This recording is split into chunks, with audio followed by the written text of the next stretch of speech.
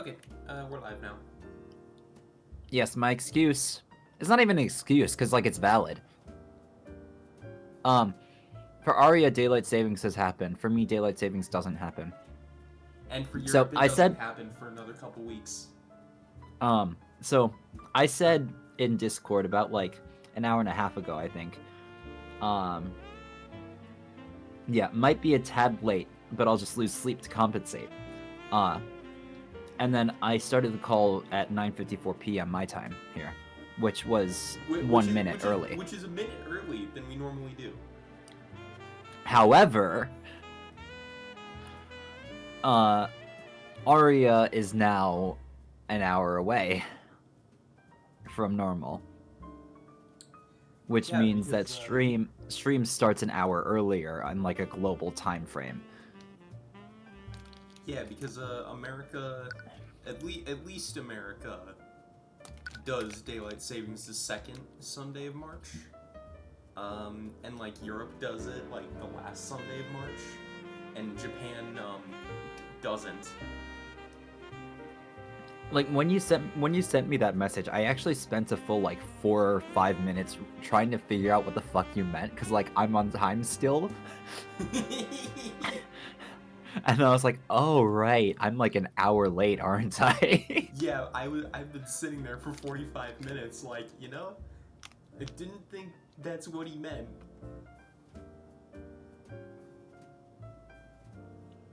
Well, because if I say something like I'll be a tad late or I'll be a bit late, like normally if something does go wrong, I'll let you know. Mm-hmm. I'll be made fun of it, but like I'll let you know. But nothing happened because for me it was business as usual. I've just been sitting here for an hour for no reason. I could have been asleep. Could have been. You weren't. Get fucked. No, instead I ate my bagel, drank my Mountain Dew, and now Arya once again suffers for being American. I know. It's a constant. You got an ad break in like 10 seconds-ish? Yeah, I know. One of the things that I realized was I think that the reason why there's such a big split between when the ad break like quote unquote starts and when it actually starts is to compensate for stream delay. I guess, but we're not super delayed. Like, that or just Twitch. That or Twitch just sucks ass. Anyway, another thing is I noticed is that snoozes happen on a 24-hour time frame. Huh. Because that would explain why it said like 2 out of 3 when I first saw it at one point. Yes, and now it's 3 out of 3. Yeah. Because I streamed last night, but I intentionally didn't use snoozes near the end of it, just to make sure that we had all 3 for this. But because I started one of my solo streams like a week ago-ish, I think. And for some reason, I was at like 1 out of 3 snoozes, and I was like, that's weird. But yeah, that's why. In other news, since ads technically ended, but we're still podcasting. Yeah, we're still podcasting. I have, over the past like 2 days, I've binged the entirety of the John Wick series. Nice. Are you a big Keanu Reeves guy? My whole family is a Keanu Reeves family. Like I think that if we could actually get like a full ass poster of him to hang up, we would. I see. Do I? Because I think the reason why we actually saw John Wick, the first one, was because Keanu Reeves was in it. We didn't look up any reviews, anything else. We just saw Keanu Reeves and went like, okay, well, guess we're doing this. Sounds like your family needs to watch Sonic 3. I know. I should watch Sonic 3. I should watch all the Sonic movies at this point. Apparently, there's been some conflicting information, but rumor has it that John Wick 5 is in the works. But Keanu himself said that John Wick is like too hard on his body, because he's 60 now. Is he actually? Like, he's actually 60. John Wick 1 came out 10 years ago. In fairness, I don't really have any nostalgia for John Wick. I've never seen any of the movies, so that doesn't make me feel old. And the action scenes are so well choreographed. I will say this, and Holy shit. I mean, you know how I am. The more of a fan I am of something, the more nitpicky I get about it. Yeah. Keanu is not a good actor. He is absolutely not a good actor. But like, we still love him. Like, the way that he delivers lines, and like, it sounds like he's basically just reading off of a script instead of actually like being a character, if that makes sense. So you're watching Keanu Reeves, you're not watching. Hi. You're watching. Hi, Sonny West. Thank you for following. No, I don't typically like add people on Discord. We don't use Discord actually. We use TeamSpeak. We use TeamSpeak. So if you send us your TeamSpeak, actually, we'll add you there. I'm just saying. We don't even have like a channel. There's no Discord server. We started Discord like in high school, and we were like, nah, fuck this, and we moved to TeamSpeak. We've been using TeamSpeak for the past like 5-6 years now. And I mean, I don't know about you. I'm on Microsoft Teams. I'm still on Skype. Still on Skype? Didn't Skype didn't they like roll Skype into Teams or something? I think so, something like that. Yeah, but I don't know. Keanu's great, but not a great actor. I have to say that. But like, anyway, back to like the quote unquote original topic. Like, apparently there's rumors that John Wick 5 is in the works, but Keanu himself said that like the John Wick like shooting is just way too hard on him, like the action scenes, because he's 60. Yeah.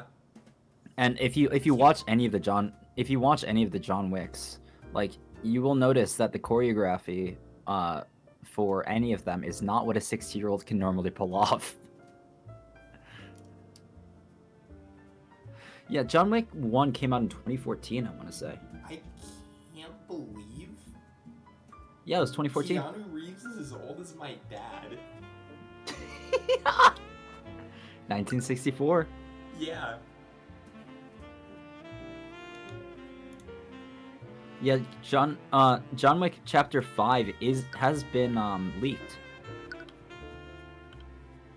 But we don't know if Keanu's gonna return. Honestly, I don't really mind whether or not Keanu returns, so long as like the action scenes are given like the attention that they deserve. Because that's one of the main reasons why I rewatch those movies, is because they are so well done. I would recommend giving at least the first one a watch. Do it for Keanu.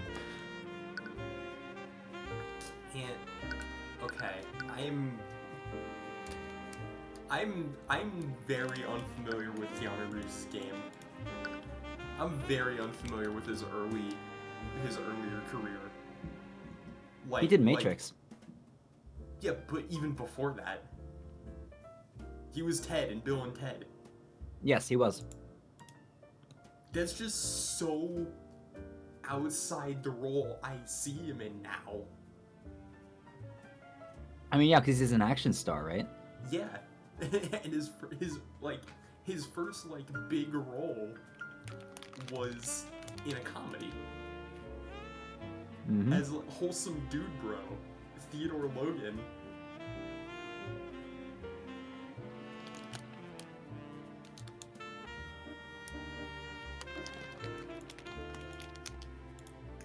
He's a member of a musical band. That one doesn't surprise me as much. He's the co-writer and creator of a comic book franchise. He would. You know what? You know what? No. I know my favorite role. My favorite Keanu Reeves role. Duke Kaboom in Toy Story 4. Legitimately one of the better parts of that movie. I'll be honest. I don't think I've seen Toy Story 4 yet, honestly. You don't need to.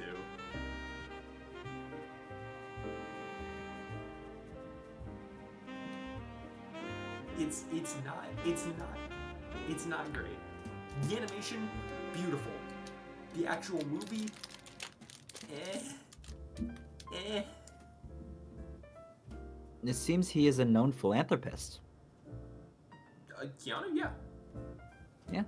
No, for any criticism you can levy at his acting, he's a good. No, like he's a legitimately good person. Legitimately a good guy.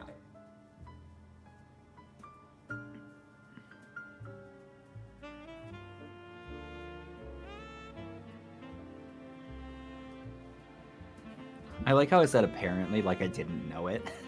Yeah, that's why I was like, did you not know? No, but like, he is legitimately a good guy, and like, I think he's cast very well, because the characters that he's normally cast as are like action heroes who don't need to act. They just need to be like very good at fight choreography, right? But I also think that his voice work is also pretty good too. I don't know. There's just something a little off-putting about like his in-person acting. I would extend that to whatever. Like how he played Johnny Silverhand in Cyberpunk. Because that character is like they modeled that character off of him. Mm-hmm. They did. So it's kind of the same, and I Hey, don't know. Like I wasn't sold on that performance. Then again, I do need to go back and play Cyberpunk for real now that they've ironed out most of the bugs. Yeah, no, now that it's like an actual working game. Yeah. Oh, my favorite bug. Funny how that game, happens, huh? My favorite bug in that game was when I like got out of my car, but the camera still seemed to think I was in my car. So it was like still in that like third person like chase cam. And my character model like running around outside the car was just like a twisted up mess.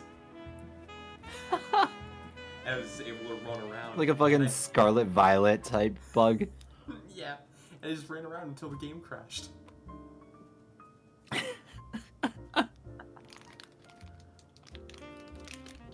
Yeah, that's my favorite bug.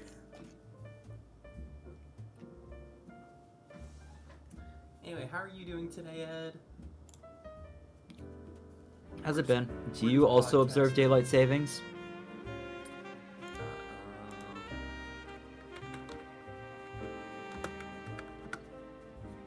So. No, I don't. I've been playing. I want to say no. Yeah, go ahead.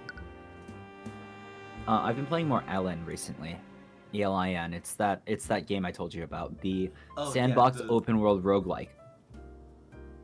Or the sandbox adventure life sim base building RPG based on traditional roguelike gameplay, where the combat is basically like a Pokemon Mystery Dungeon where it's grid based and there's a global turn system. I don't know how any of this works, but it does. But it's got like at least one of those things just isn't true. But it is. All of it's true. It's like I've been sort of searching for a game that would scratch that itch. Like there's a very specific type of game that I've always wanted to play. And I don't know if it's because I remember like maybe a year and a half ago. No, it was back in like early college, so like 4 years ago actually. 4 years ago, I remember having a dream of like Nintendo DSiWare. But it was one that had like a bunch of different things in it. it had like a bunch of different mini games. You could do a bunch of different things, which like I guess if I had to explain, it would be like if I don't know, I can't really explain it. It's almost as if like a single DSiWare had like over 200 individual DSiWares packaged into it. Right? Where like, you know, DSiWare, they're just meant to be like short, fun games. They don't actually like take that long to play through. But it was just like that, but like a shit ton of them. I think that there were like probably 80 something in this one. And then I woke up and then I like tried looking for it because I felt like it had to be somewhere and it wasn't. So I've always been, for the past like 4 years, I've been searching for something that scratches the itch of like, it does literally everything. It's like the fucking 16-in-1 men's shampoo, right? Like, like you go in for one thing and then you fucking find yourself like working in the mines for like 80 hours, right? Like, yeah. And that kind of, this game kind of scratches that itch where like one of my main and only criticisms is that it isn't clear at all what you're supposed to do or like how you're supposed to do anything, which once again is just how sandboxes work, right? Like it literally just plops you down in an open field and be like, do something. They don't really care what you do, you just gotta do something. Yeah, it's like play the game. And we were asking if Brazil observed daylight savings. I'm pretty sure the answer is no, but so like the sandbox thing is you got a base basically, and you can like go and collect materials, and then like build your own base. So that's the base building part. I see. But then there's so much of it.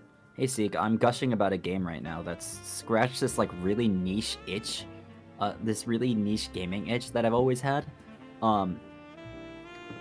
So like it's, and you're basically free to build whatever you want so long as you have the materials, and that's the sandbox part. The life sim is that it kind of acts like Stardew Valley, or it is Stardew Valley, more like, rather than Harvest Moon because there's combat. Where like you can farm. Emphasis on can. You don't have to. You can farm. You can like build affinity with NPCs. You can recruit NPCs, and you can make like a huge sprawling base that's like basically autonomous, while still focusing on like the manual labor part of it. And then adventures that there's like a world map. There's a main story quest. There's different quests that you can do around the world, and it's like procedurally generated, basically. And the stat gains are like roguelikes, where the more you do something, the better at it you get. And if your build is fucked, then it just takes a bunch of grinding to fix it, and you're not like fucked forever. But then there's also some stuff that's like really weird that also scratched this itch, where you have like your Minecraft inventory, right? Basically, like you pull up the inventory menu and there's like inventory with limited slots. But then you've got equipment slots, and there are like 4 slots on the right side of the screen that are just empty. Guess what you can put in those? What can you put in those? More inventory slots. I see. So you can build like a massive fucking like treasure chest and put it in that slot and just have that available to open at any time. Which once again is this ridiculously niche like urge that I've always had. I think ever since like Minecraft backpack mods, just like having an inventory inside the inventory. And just being able to like carry it around. I don't know. There's so much stuff. There's like magic casting, there's summoning. And all of this is like they give you multiple bags of holding. They give you multiple. But like, and all of this, and it's like, I think like it's still an early access version like 2.3. So it's not even anywhere near done.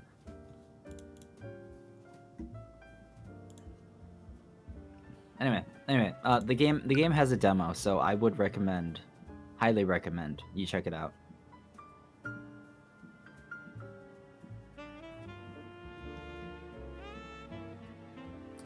This year we don't really... Wait. Wait, that you do it on a year-by-year basis?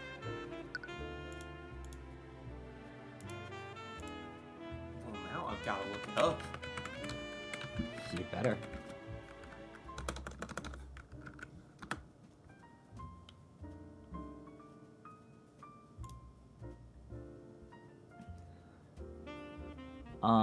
For while Ari is doing that, let me just read out like the general wiki and just like the subcategories on the wiki. Mechanics, creating, farming, beekeeping, ranching, mining, fishing, combat, sleeping, wishing, affinity, shrines and statues, religion, gene engineering.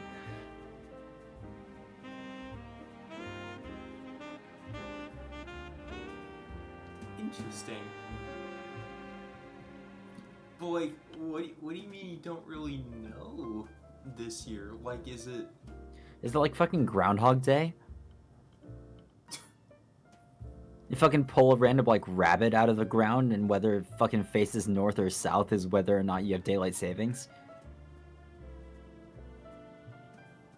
Discard daylight savings for some years.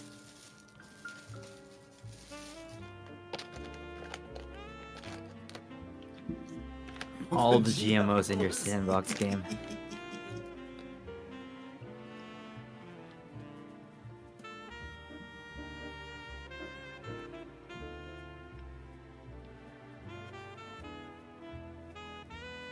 It was supposed to come back last year. Okay, so... Key emphasis on suppose, I guess. Uh-huh.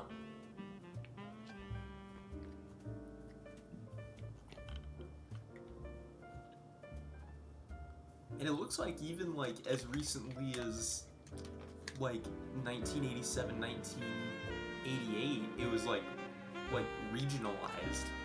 So like not all of Brazil observes it. Good morning. Good morning. We're talking about daylight savings because one of us observes daylight savings and the other doesn't, and that led to a little miscommunication. Yes. Here, let me share.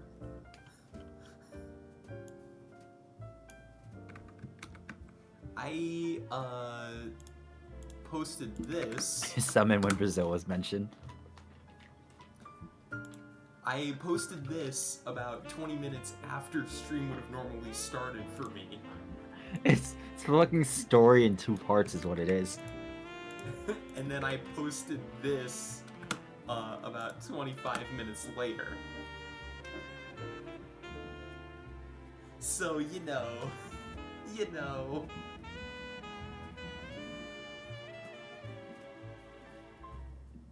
It happens.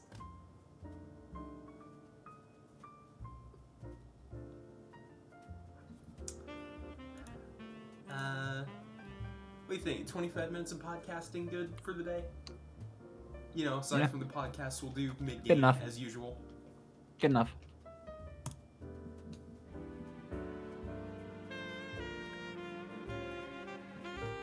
I am streaming the game to you, right? Yes, I am. Yes, you are. Okay, pull up chat and the game.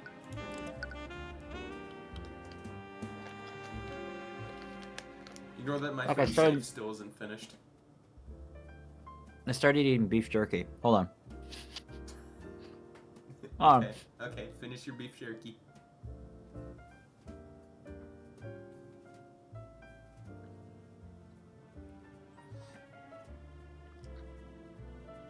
Alright, Lana, because you stopped by my other staffer case once. So it's been a while since you've seen our Tyrion. Yeah, we are on case 4 of, what, there are 5? 5. Yeah. 5.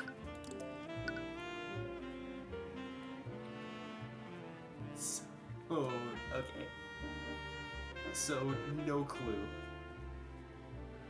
Oh yeah, because you're in the southern hemisphere, so it'd be reversed for you. So, like, now would be like when you're changing back to standard time. If you did observe DST. Why the fuck do we observe daylight savings time? It's so fucking confusing. It like messes with like the time frame in which the sun is up. Okay, this is So- where so I am when- fucking so- derailing this. I am fucking derailing this Okay, for one okay. thing. Have you been to Jimmy John's? Not recently, but yes. There's a plaque on there that I really want to buy for myself. 16 things it took me over 50 years to learn. Oh yeah, I remember. I vaguely remember that plaque. The one I want to bring up is number 9. You will never find anybody who can give you a clear and compelling reason why we observe daylight savings time. Yes. Correct.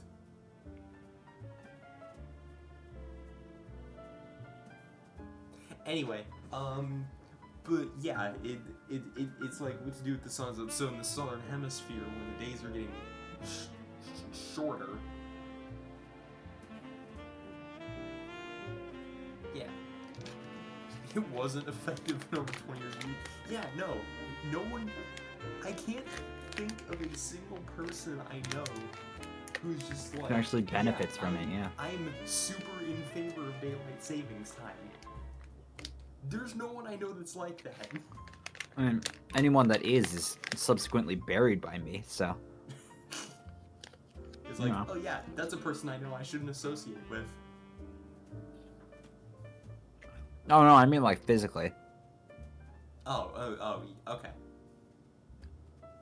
They don't deserve to live. I feel like there are more important issues you could be bringing that energy to, but you know, you do you.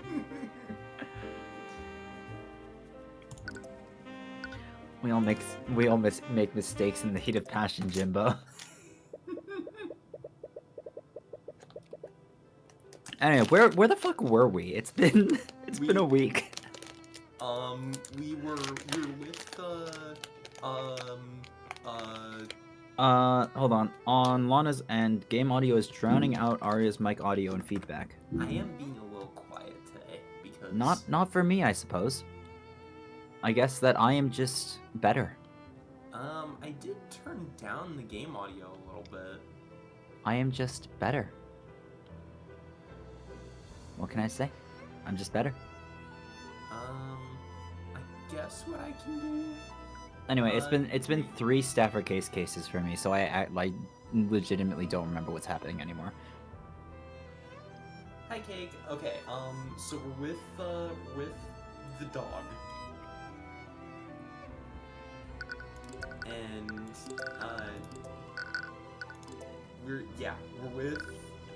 with Ruh-roh. Tracker and, and Lefa. And we just Ruh-roh. went here and discovered, I- like, the vent being, torn, and saw, like, the monkey. Hold on one sec. I need to make sure of something. Okay. Is my audio coming in late for you? I don't think so.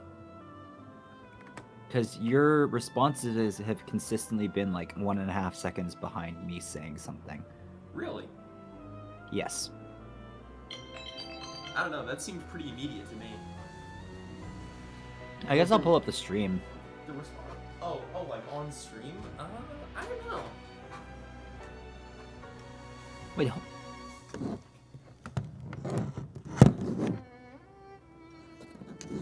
no, because like on Discord you're also coming in later. But your voice is a lot clearer than... It sounds like you're talking down a fucking tunnel on the Twitch stream. Hang on, I'll bet I know what happened.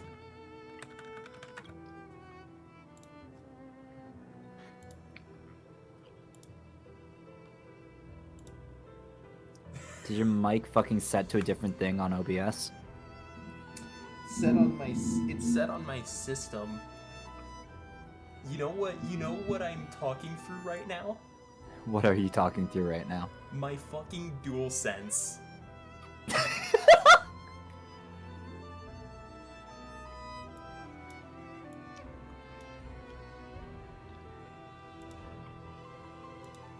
Okay, yeah. Also, I know now that my audio is in fact 1.5 seconds delayed. Okay, there we go. I think it's fixed now. Hang on, let me check. Did you hear that? Hang on. Sound warning. I'm gonna try the one thing that will Jesus let me fucking know Christ. for sure. That will let me know for sure whether it's the. I'm not gonna microphone. listen to that. So hold on.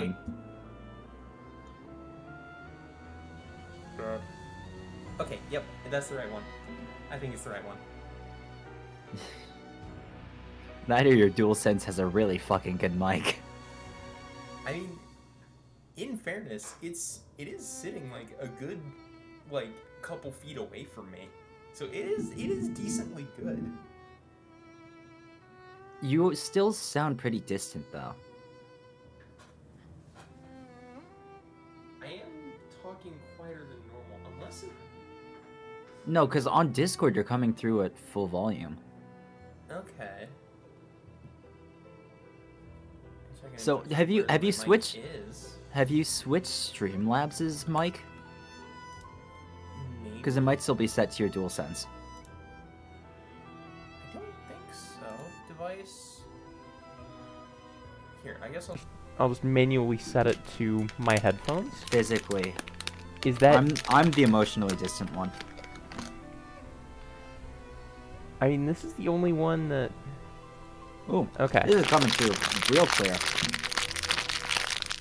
Thank you for that. You're getting you're getting bag crumpling ASMR now. That is better. Okay, so yeah, I think it was leaving it at default. It was leaving it on there. So okay. So yeah, I was so yeah, that's what the oh yeah, no, that is so much that's so much different, so much louder. Okay. So I'm gonna go ahead and put game audio back up to where it was. Nah. I'll put like middle. Seriously, so that you still come in over it. Why is my audio slower? I don't know. Cause I need to take my medicine. Like it. I'm not currently connected to anything that should slow down my connection.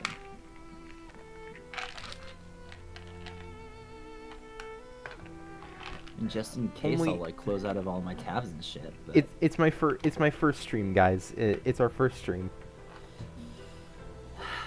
That only works the first 20 times, Aria.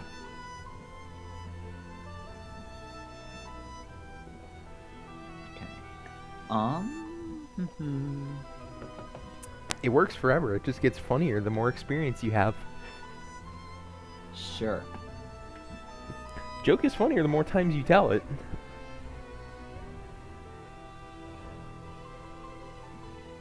You know, I am still. Why am I?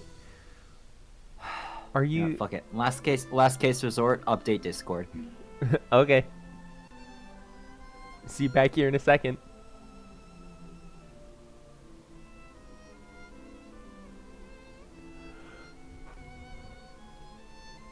Okay, I don't know if I am going to sound decent or not. You sound fine still. Okay. It's like multiplying 0. Yeah, it's like 3 times as funny. Nope, that was not okay. See you, Sieg. Bye, So Sieg. when I said okay to your it sounds fine now, I said that immediately after. Okay. It still came out like half a second later. I mean, I don't think it sounds bad. Unless it's like, well, the quality isn't bad. The thing I'm getting pissed off at is the fact that my audio is being delayed. Like, if you respond to what I'm currently saying right now, right after I'm finished saying it, like, do it now. Now. The It's second not. one. It's not that bad. It's a natural response time. I'm gonna blame your Wi-Fi for it. Okay, whatever. Alright. Oh, sorry. First time streamers, guys. First time streamer. My mic was in the way of the text box. Harold probably needed Eugene to hold the sword so he could tell him exactly where to go. The sword's magic affects anyone magically connected to the wielder, and familiar bond connects them magically. It makes sense now. Harold could have easily faked the robbery to take suspicion off of him. It's even possible that he was lying about how the display glass was shattered. But I've known Lord Haraldson for many years. I just can't believe that he'd be involved in this. She may have known Harold for a long time, but she's never read his thoughts. His thoughts were very hostile and rude despite his kind expression.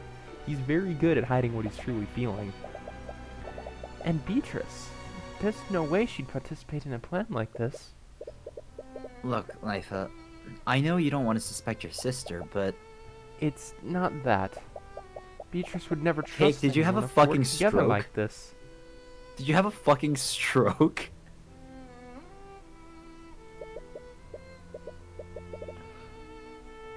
Oh no, you just mistyped the space, okay.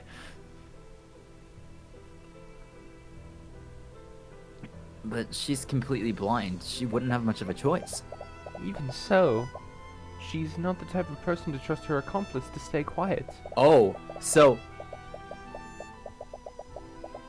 She'd find a way to carry out the plan herself, and she'd only employ someone else's help if she had full control of them. It's the trope of there's no way that she would mess up if she's actually doing the crime, so she can't have done it. Leifa probably knows her better than you do, but you doubt that working alone would be possible with her condition. And you can't think of any other way she'd be involved in this. Anyways, we're finished here, aren't we? Yes, thank you for lending track to us, Leifa. I only want to help you find out what really happened. Don't make me regret trusting you, Mr. Cuthbert. Oh, we will. We will. If you're truly on the side of justice, then you won't. Good. Now, if you'll excuse me. I was also thinking this before, too. But one of the main differences between Tyrion and, like, the Ace Attorney stuff is that Tyrion's cases never actually have, like, a good outcome. They're all very bittersweet. Yeah. Also, bad music. Yeah, I already got it. Okay. Yeah, I feel like at the end of the game, it's finally gonna, like, we're finally gonna get, like, a full win.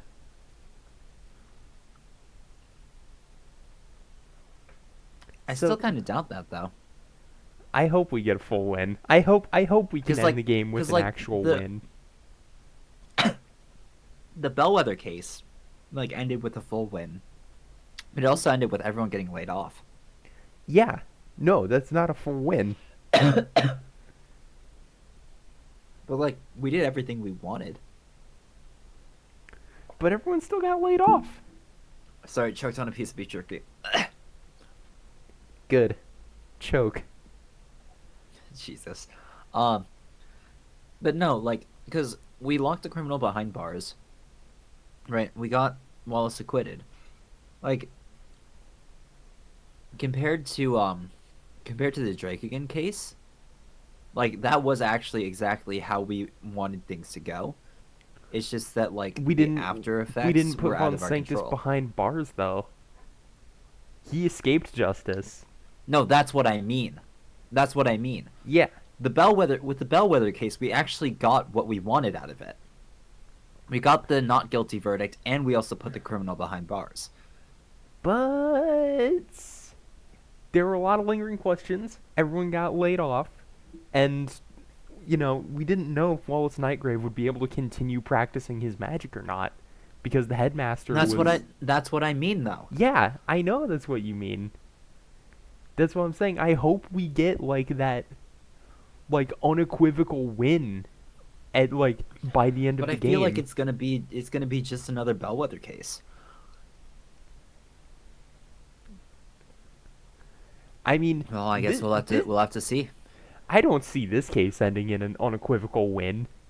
Oh no, absolutely fucking not. But maybe case 5 will. We'll see. There's so many cross threads here. Yep. So that's it, right? We finally know who committed the murder then. If you can get Harold to confess on the stand, he might reveal Beatrice's involvement as well. If he does that, you might be able to convince her and Miss Tamora to take a plea deal. Although, knowing Miss Tamora, that'll be easier said than done. Anyways, this is definitely the lead that we've been looking for. But is it really enough? We still don't have any physical evidence. It'll have to do for now. We're running out of time. We'll just have to call Harold to the stand and testify about what he did that night. If I can push him far enough, I might be able to catch him lying. But you doubt it'll be that easy. He has a good poker face. Just how much will we be able to hide his true thoughts?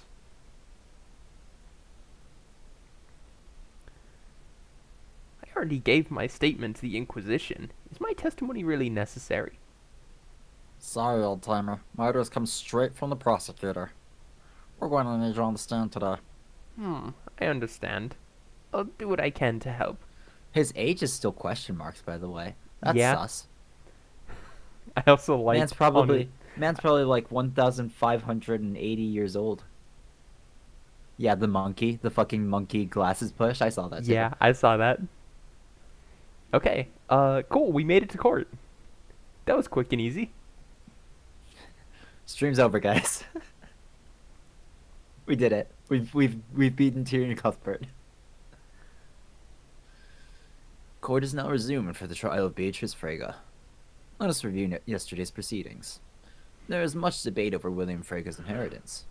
More specifically, it was unknown whether the defendant had any claim to her father's inheritance. This detail was crucial in determining whether or not the defendant even had a motive to commit the murder. Luckily, the victim's will was supposedly read earlier today, and is now part of public record. What were the results of the will reading, Mr. Cuthbert? William Frege was planning to leave all of his assets to Jane von Sanctus, his hopeful son-in-law. However, this was predicated on the condition that Jaden married the victim's daughter, Leifa. And it's clear that Miss Leifa will never follow through on this engagement. Alright, see you soon, Cake. Cake said that like 5 minutes ago. You know, we're busy talking about future. I mean, I just didn't say anything. Wow, it's like you don't even care. If the engagement is not made in 6 months, William Frege's assets would be divided among his 3 daughters. I see, so there's no mention of the defendant's disinheritance. Correct, Your Honor. This means that the defendant did have something to gain from the victim's death. Your Honor, despite the confusion around the victim's inheritance, there is still very little physical evidence that implicates my client. May I remind you that Miriam Frege was not telling the truth in yesterday's proceedings. That, itself, is extremely suspect. And? William Frege was clearly not above manipulation and lying. Can't prove that she knowingly gave false testimony. I'll admit that I can't prove that. I'll also admit that there's a lack of apparent physical evidence to substantiate our case. Which is why the prosecution would like to call Harold Haraldson to the stand. Lord Haraldson. The sword of spell eating clearly plays a large role in the murder, and its theft is one of the few pieces of physical evidence in this case. As the gallery's curator, I believe he can further elaborate on how the sword was stolen that night. More specifically, you can find out about what he did on the night of the murder. I see. Well, the court would definitely benefit from his insight. Bailiff, please escort Lord Haraldson to the stand. Witness, please state your name and occupation for the court. This is weird. I don't like us being the What? one to ask that. What, me saying it? No, like us as the main character being the prosecution. Because I think in every in every like court drama game that we have played or are going to play, you're going to play the prosecutor. Yeah.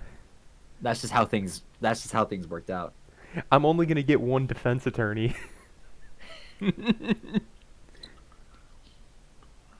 be fair, it is the only female defense attorney, so True. you're getting her. Of course. My name is Harold Haroldson.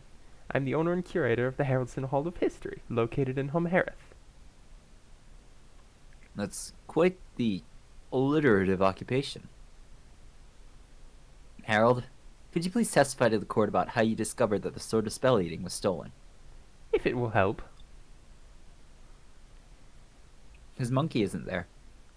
They didn't let him bring Eugene. Wow. Wow. Is this even a court at all? That's why Eugene is separate in our profiles. I was keeping an eye on my gallery's exhibits when I realized that my familiar hadn't returned. I called to him telepathically, but he didn't respond. I became worried, so I went around the manor to search for him. About an hour later, I returned to the gallery and discovered that the exhibit that held the sword of spell eating was completely destroyed. The artifact was missing, so I reported the crime to the knights at the ball, and they activated a discreet lockdown. Interesting. Interesting. There's a time mismatch there. Yes. Luckily, we found the sword and my familiar later that night. So you went to search for your monkey, and that's why you didn't witness the theft. Yes, the thief was probably waiting for me to leave. They must have wanted to commit the crime without anyone seeing them. Or his testimony is completely full of it.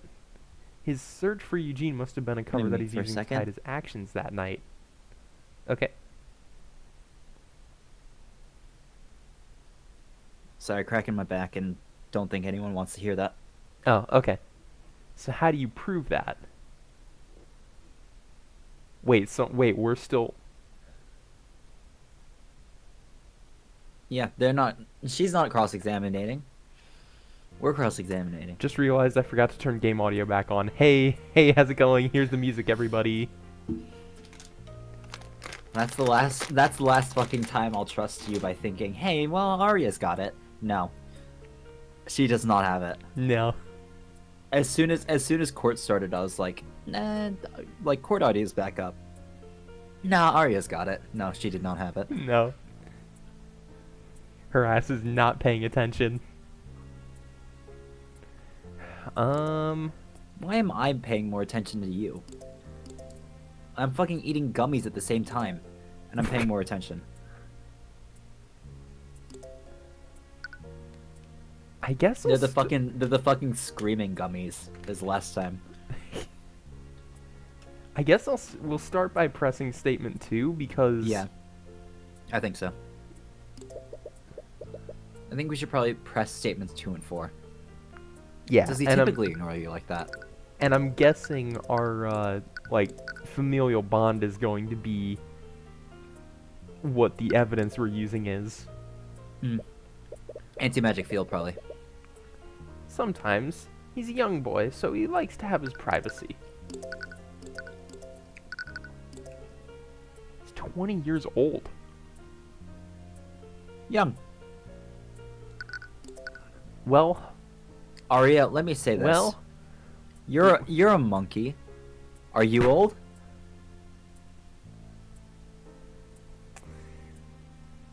Do not legally have to answer that question.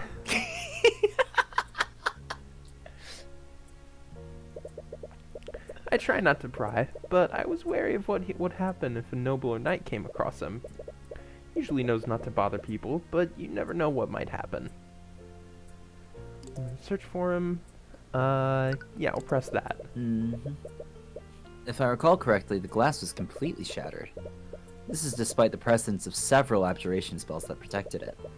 Yes, it would have taken an extremely powerful spell to break it like that. As you saw, the glass display was shattered into shards. Unless Harold had a way to dispel that magic, a powerful mage must have destroyed it. But can you dispel it? Perhaps Harold had Beatrice shatter the glass before she went to the ballroom. Because couldn't he Doesn't he have control over the wards, so he could just lower the wards, manually shatter the glass, and then raise the wards again? Yeah. And you press on this too. The Sword of Spell Eating makes its wielder immune to magical effects. What use would the lockdown have been? Give me a second. What's up? Okay. We might have also gotten a piece of evidence near the bottom that we don't remember. Yeah, rat.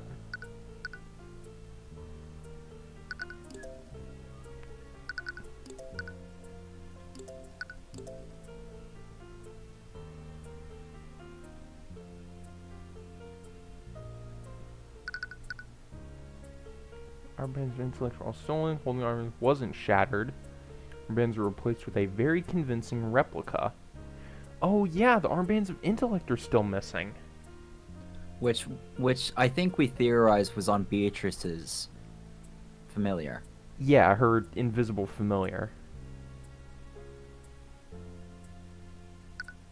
Which now that Sorry, I think about it, what I wanted to look at was like the mechanics of the Sword of Spell Eating Yeah. again, because I wanted to see if it were in contact with some like a physical object, would it apply if no one was holding it? Which it wouldn't. It's when wielded by a creature, that creature anything connected to them. if you bring back Tracker's testimony, Yeah. Tracker does say flying rat and rat. And we just assumed that it was the monkey, but it could have been Beatrice's familiar. It could have been, yeah. Anyway, that's all. Because it That's all was for me. invisible. Well, no, because it wouldn't have been invisible because it had the Sword of Spell Eating. No, it would have been invisible. Because it was No, because because the lockdown was on, and it had the Sword of No. Spell Eating, and those canceled. Arya? Yeah. No, I'm the one in the wrong. Yeah, you're right. Okay. Yeah. I just needed a second to think about it. Sorry.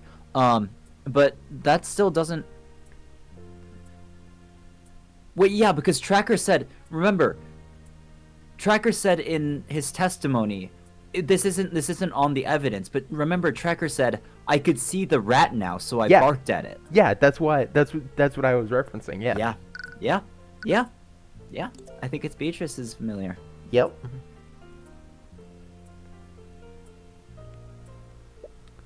Honestly, not much. The other would have been immune to the anti-magic fields and the spells that prevented people from leaving. But at that point, Kingsguard just wanted to activate it for good measure. Sam just now is missing some details. What details should you ask him to elaborate on? Eugene probably. I guess. Because we know how they found the sword. Yeah. How did you eventually find Eugene that night? After an hour of silence, he finally responded to my telepathic messages. He met up with me in the gallery before we went to search for the sword.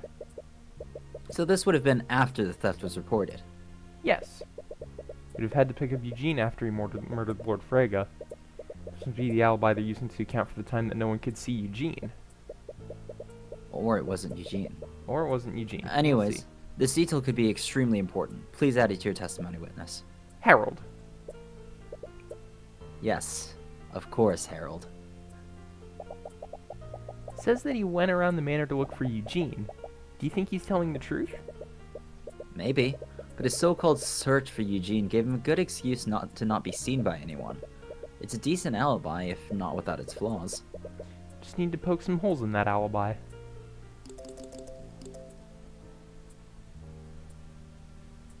Before they finally found the artifact. Do we have a piece of evidence that contradicts that? Well, when was the lockdown lifted?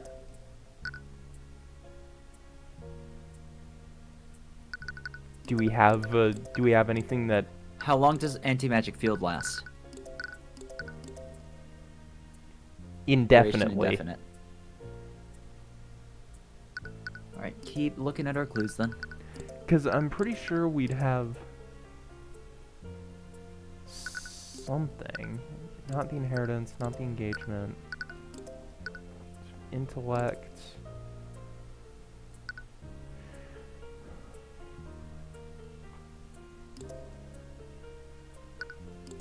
It might be Leif's testimony. That's the only one with the time frame.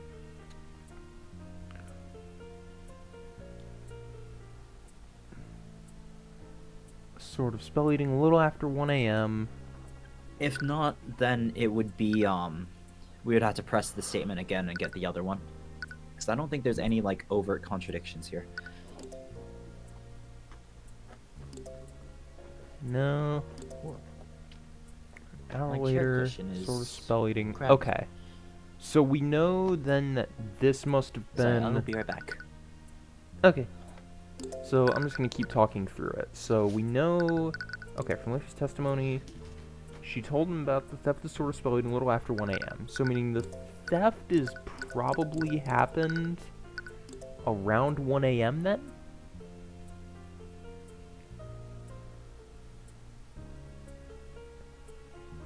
So...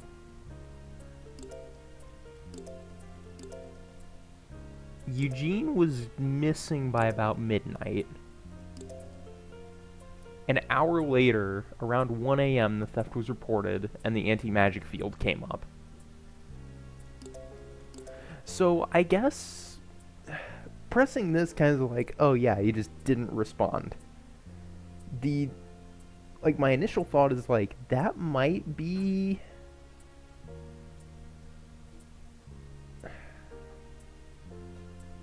My initial thought is that might be because of the anti-magic field, but that wouldn't be... I am back. Sorry about that. What did you figure out? I haven't figured out any. I'm kind of going through Lovely. the timeline a little bit. So...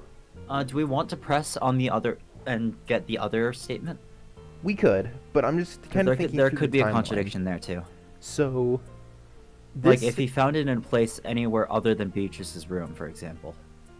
Yeah, the theft... That was reported at 1 a.m.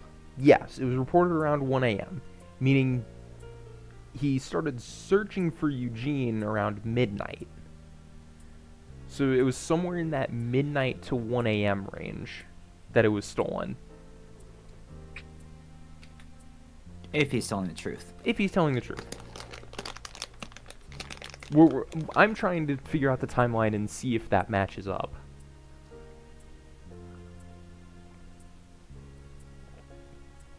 And then after 1 a.m., the anti-magic field was up.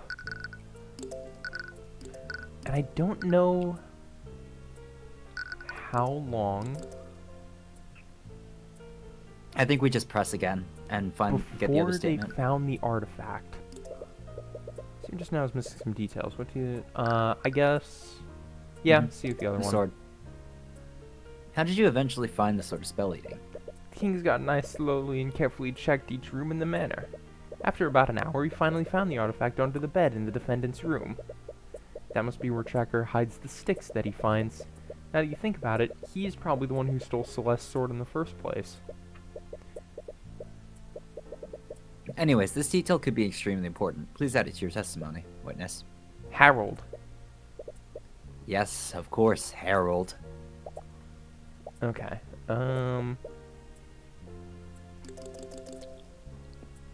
Kings found the sword of spell eating in the defendant's room. No, I think the other statement is more suspect. I think so too, yeah. Because the question is, like...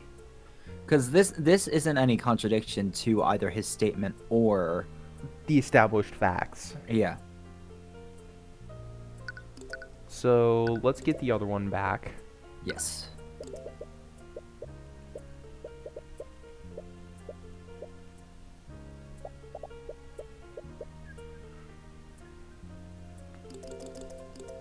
Okay. Before they found the artifact. When was it found? Sort of spell eating. It was later found in Beatrice Frage's old room. One of the magnifying glasses, maybe? Method of entry, no. Rats in the vents, no. no.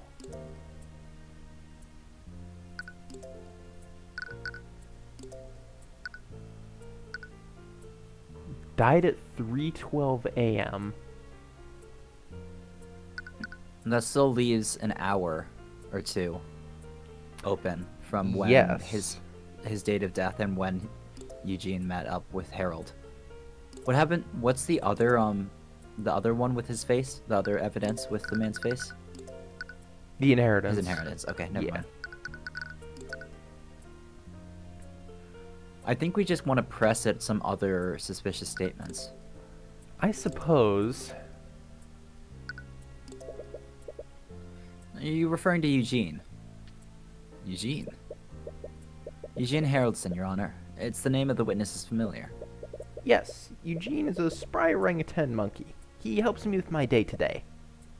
I see. Anyways, you said that he hadn't returned. Does this mean he left you earlier in the night? Yes, he always likes to explore large buildings like Frega Manor. But he usually doesn't leave for that long. Respond, we already pressed that one. You left the gallery room.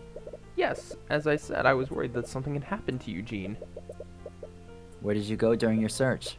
Eugene usually knows to stay out of people's bedrooms, so I went downstairs and searched for him there. I checked the bathroom, sitting room, and coat room. Then I finally checked the kitchen and pantry. He might have gone there to steal some snacks. But you didn't find him in any of those places. No, I didn't. The sort of spell eating makes its wielder immune to magical effects. We did this already. Oh, true. And we already did 4. Yes. So we gotta work with what we got. Yep. We do have an ad in 35 seconds, so now's a good time to just kind of think. I know, Can it's you hard, check but... the spells? Familiar bond. Location of the target creature instead of their... Oh. Hold on. Go out and to number 2, I think. Isn't that it? Well, we pressed it and he says he occasionally doesn't respond. I was thinking more about, like, can see out of Eugene's eyes if he concentrates. Oh.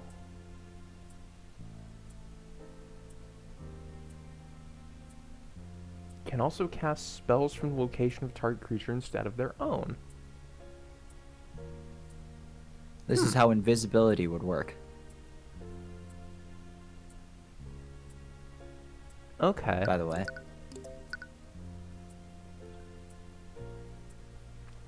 So yeah, the familiar wouldn't need to be... Ooh. Okay, well, here's what we'll do. We'll present familial bond here, right? Yeah. And then we'll see if the music stops. Objection! Ooh, Nope. I'm sorry. Your Honor, it's clear that the witness's testimony is contradictory, and this piece of evidence proves it. I fail to see how that proves anything, Mr. Cuthbert. Oh. I guess you're right. Ad break. Yep.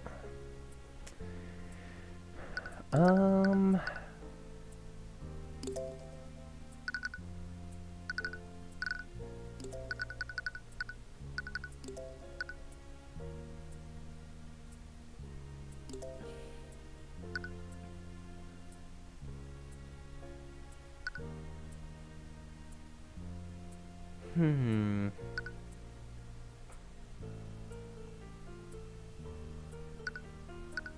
What? The ink was the will, right? Yes, the modified will. That was taken or destroyed. Leifa's testimony.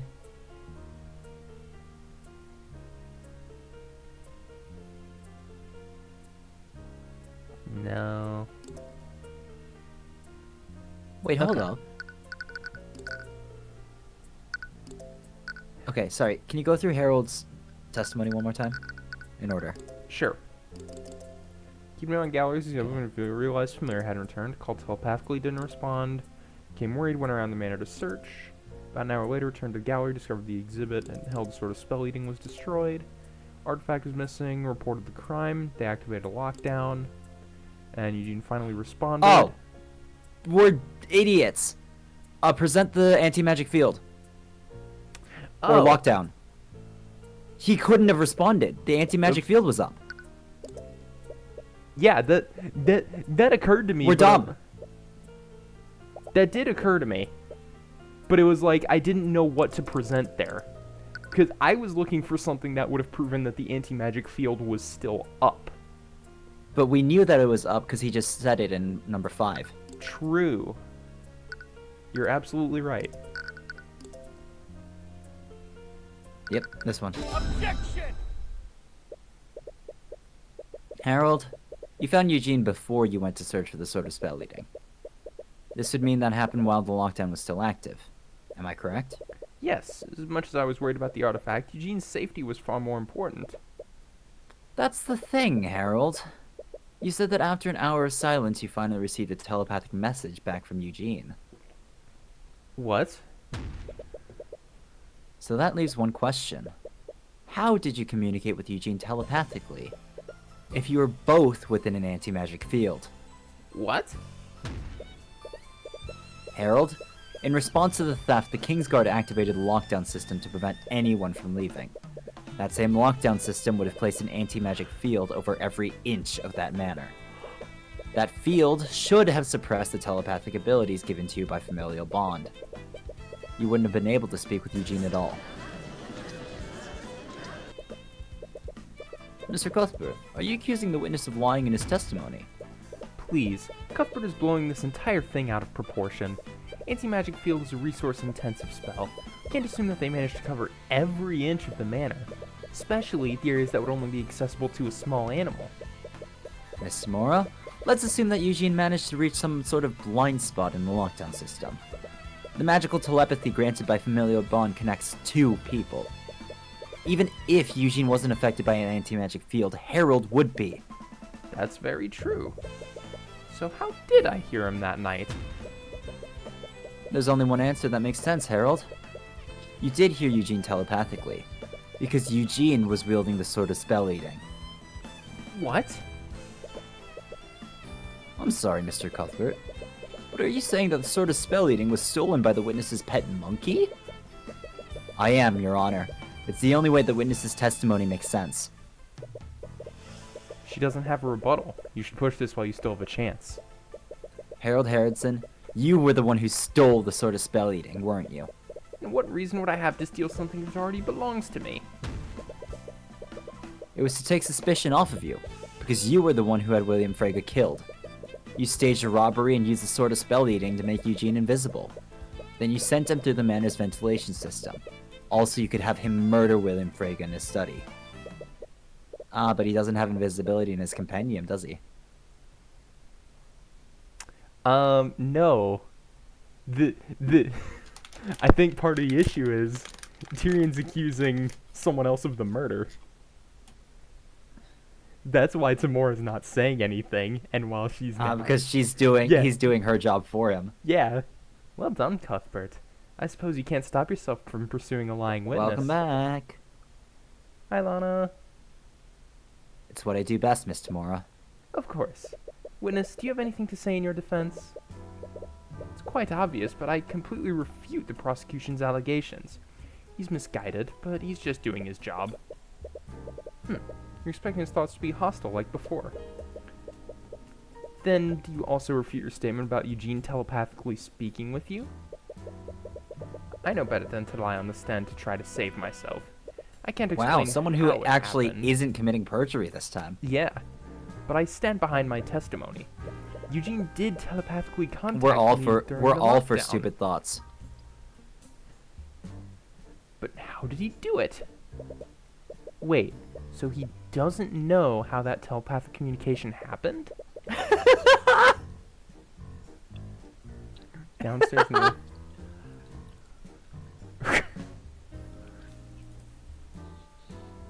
I guess. Yeah.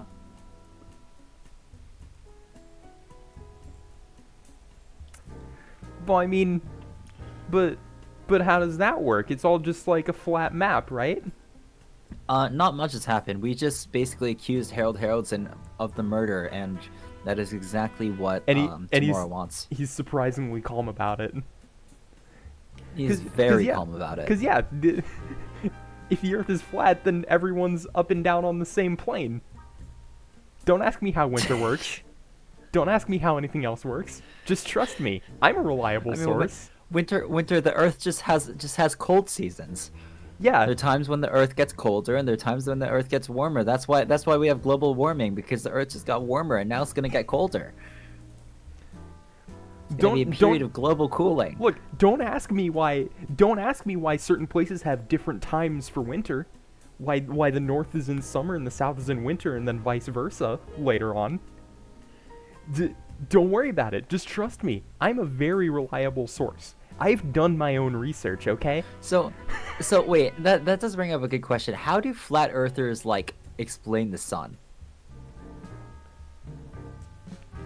Those are exactly flat Earth arguments. I'm saying them because they're stupid. There's dumb arguments. A foil hat on here. How do they explain the sun? It's just like on a dome. How do they? Wow. Way too much about it. No, the way you No. When you but if it's on a dome, then like how does this, it? You have to one up them. If it's on a how does it, how go back around? It just goes underneath for a while. So everything has night at the same exact fucking time then? Yeah, don't worry about it. Yikes.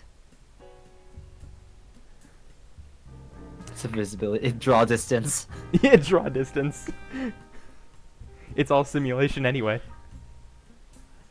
We're all in the Matrix. Speaking of Keanu. Yeah. But no, Sorry, it's my point. Like, before stream, we were having a brief discussion on Keanu Reeves. No worries. Don't worry about it. Well, and so what I was gonna say about one-upping conspiracy theorists, if someone says to you the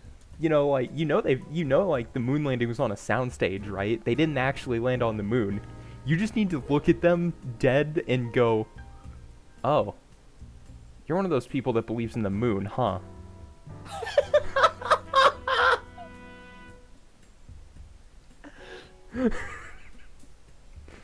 Get them to explain a lunar eclipse. Don't worry about it. Look, don't worry about it.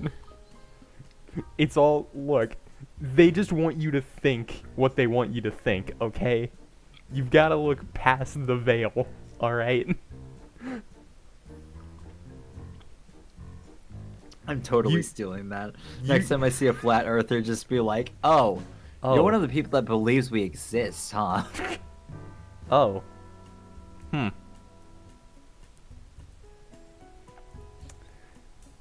Oh, we're actually just living in a government simulation. You think the Earth is flat, huh? I mean, I guess my question is how does all the water stay in it? Why doesn't it just run off the sides? No, you're one of the people that believes in water. No. Water's real. Water, I've observed water, I've drank water. It all makes sense. You know, water makes sense. I have never observed water. I have never drank water. Bumbletron, get this man. Don't you do it. Don't you do it. No, I think there's a much more reasonable explanation for it. The Earth it's not like a globe, it's not like a sphere. I guess technically it would be a ball. Because balls are filled in the center. But either way. Are they? Not all of them. Most balls are. The basketballs? No. Like the geometric definition of a ball versus a sphere. Spheres aren't filled in, huh? No, spheres are generally hollow, and balls Why are don't we generally call it basket in. sphere then? And soccer sphere? First of all... And volley sphere? Because Why do we call them balls? because ball is just easier to say.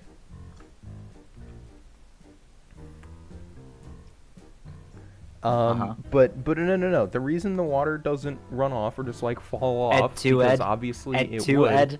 Because obviously it would. Obviously the Earth has to have some kind of concave curvature to it. The Earth is a bowl.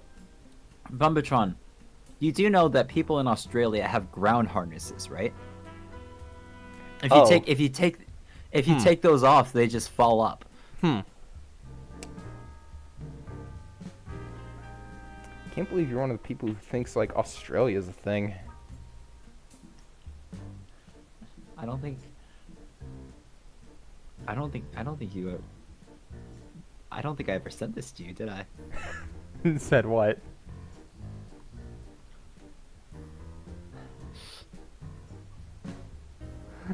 Try to rationalize. We're not rationalizing it. We're making fun of it. Anyway, yeah. Good job, Noah. Good job. Hold on. You have to follow through. It's a channel redeem. You have to follow through. You have to compliment me. You have to do it. I have to compliment you. No. Yeah, I just see compliments. See compliments. No, compliment each other with a virtual pat on the back. There, virtual pat on the back. You did it. Good job.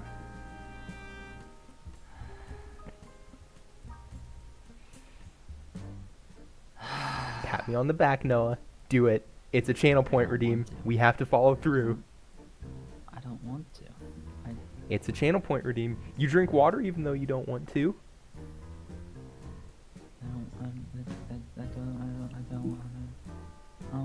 Oh, drinking water is fine, but like compliments is just a bridge too far. Do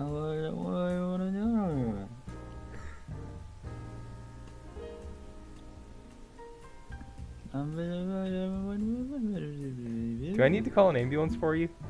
Are you okay?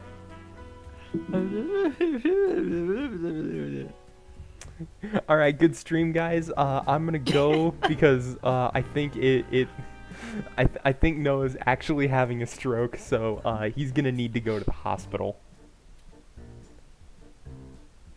Sorry, I'm hospital in the infirmary. Yeah, the infirmary. Sorry, that was an actual stroke. Okay, I've just spent like the past like 3 minutes trying to find the fucking ground harness message. And I'm actually gonna go find, I'm pretty sure this is still a subreddit.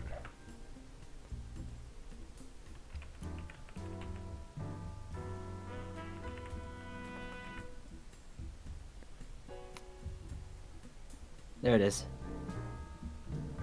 Oh, it hasn't been active in 2 years, but here's what I was referencing with the with the Australia isn't real. So this is from the server that Seek and I are in. There's a single Australian that just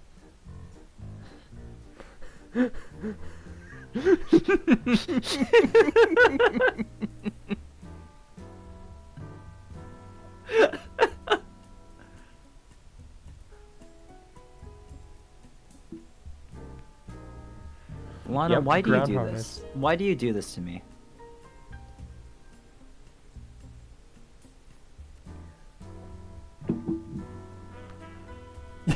Yeah, that's why there are so many spiders. They can actually hang on. Why do you think Australia is home to so many like different like weird hostile animals? They can hang on. They have great grip. Kangaroos. They can even like reverse gravity because they hop around.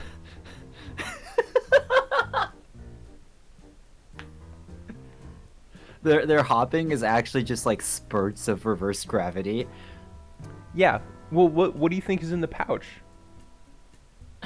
That's where they keep their Certainly not their child. Well, yeah, that's where the child is, but how do they keep the child in there? Anti-gravity.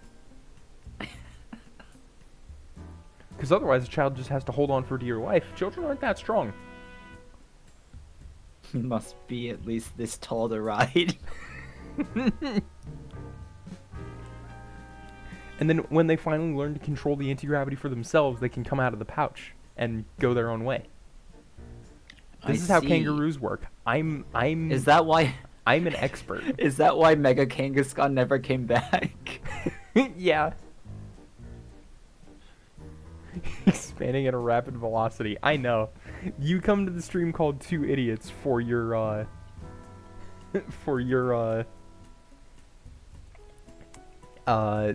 education. We're very educational channel.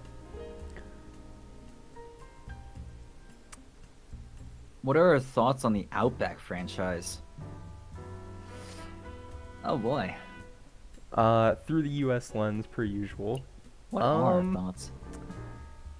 I mean, I'll be honest.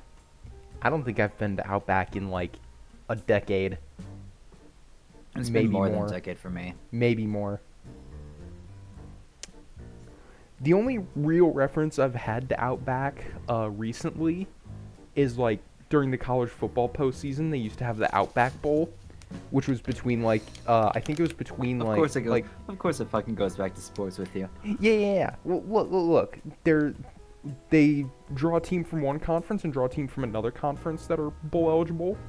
In whichever conference wins, for that night, they would like everyone who visited would get like a free, like for one team it was like a free bloomin' onion, and for the other was like coconut shrimp or something. That's Sure. the only frame of reference I've had for Outback, and they stopped being the Outback Bowl like 2 or 3 years ago. So I just know Outback's Stab House. Outback Stab House?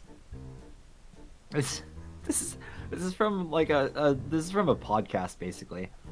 Oh, cool. Where Very meta. Where yeah. So they basically a bunch of YouTubers got together for a podcast, and they, for some way somehow they turned Outback Steakhouse into Outback Stab House, where customers paid by being stabbed. You'll pay in blood.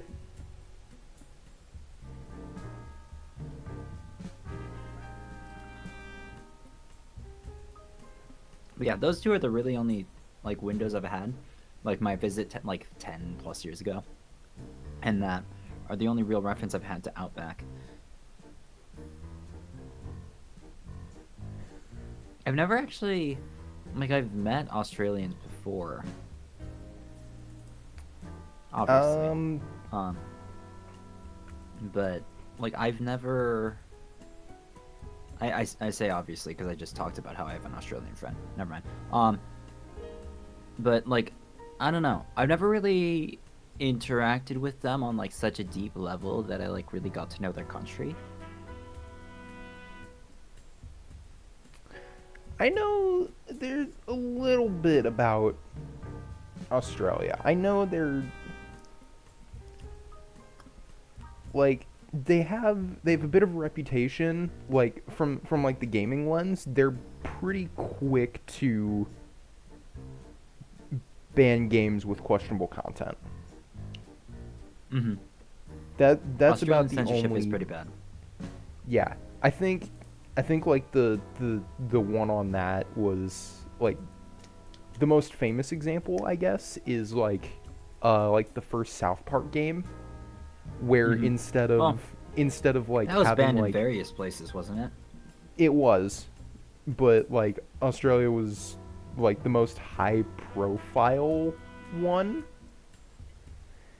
and like they in the regions where it was where like that section of the game was considered too far, they replaced it with like a picture of a crying koala bear and text that described what was happening.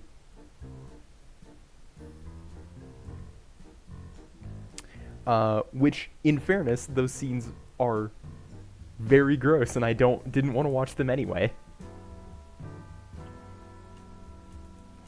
So, you know. Shout out to the option. Shout out for the options, I guess. I never said our censorship's real good. No, Have you fucking seen Nintendo Treehouse? Nintendo Treehouse? I was gonna say Twitter, but whatever. I'm talking about game censorship. Oh, okay.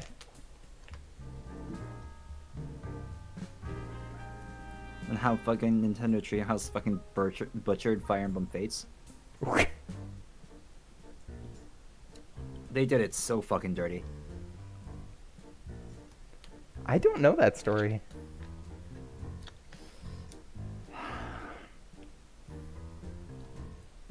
Granted, I never really played Fates. They basically took out anything and everything that would have made it rated T for teen. Huh. For a Fire Emblem Think game. like you know the whole Awakening DLC fiasco about the censorship there? Not really? Really? No, I'm not that deep in Fire Emblem, okay? That's actually a surprise. I like the games. I just don't dive super deep into it. And like keep appraised. They basically, in Awakening, they basically just censored images of swimsuits, which, like, why? Oh, okay. Because, like, it's not even that suggestive. It's like a bikini. That's it. I mean, Heroes gets away with worse, Fates, I think. Yes, abso-fucking-lutely. But in Fates, they basically did that, but the entire fucking game. Oh, okay. And then we just flat out didn't get some of the DLC that Japan did.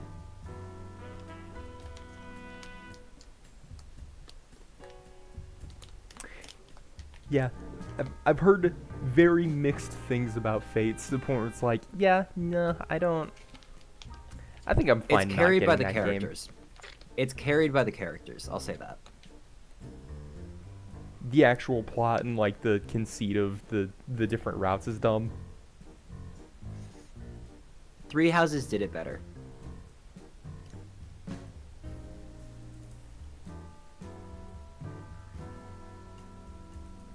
I need to finish a lot of the playthroughs of Three Houses still.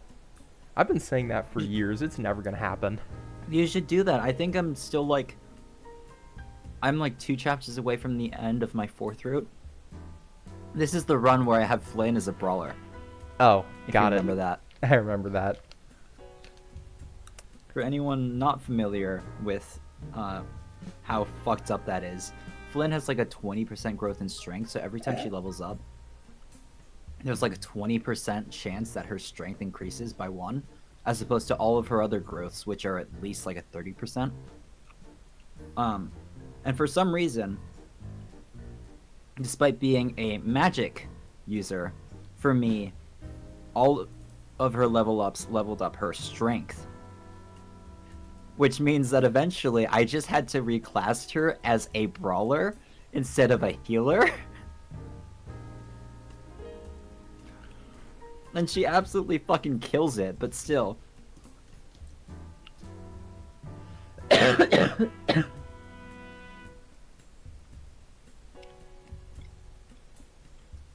It feels like replaying games is all I do. Yeah, no, I'm trying my best to actually play through some new games. Or like games on my backlog. Unfortunately, all I've really managed to play are games that I bought, like recently. Like I got Sonic Frontiers on sale recently, so I've just been playing through that. This is one of the reasons why I've been trying to stream more often, because if I actually put it on stream, there's a good chance that I'll finish it. Which, Cake, I know what you're thinking. Tavern Talk is still there. But like, you know, like just actually playing it on stream makes it so that you feel obligated to eventually finish it since someone else is watching. What I might do for a solo Which once stream. again is ironic because most of my solo streams end with like 1 or 2 things of one thing and then nothing else afterwards. I need to finally like But that's get more or less all just the because I way can't get finished with what I want to do. interested in. I need to get finished Like- with everything I want to do in Hollow Knight.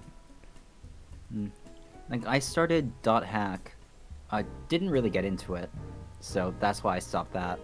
Then started Tavern Talk, and I am still into that, but I want to finish Stafford Case while that's still fresh, and then move back into Tavern Talk. That's a whole thing for later. But anyway, you should start solo streaming again. I should. I want to try and get done with like everything I want to do in Hollow Knight, which is really just all bindings, Pantheon 5. After that, I think I'm like fully done with You did all tell the me vanilla, about this, yes. all the vanilla content in that game. And then I mean, there's still modded content, but I mean, I pretty much I have until Silksong comes out to do everything I want to do in Hollow Knight. So that's until like 2030 at least. No, so I have all the time in the world. Have you heard of the Devil? I have. It popped up in my Steam recommendations, and it looks interesting. It looks like a game worth trying when it's a little more complete, because it's gonna be another game I'm waiting on for more content with its kind of episodic release structure.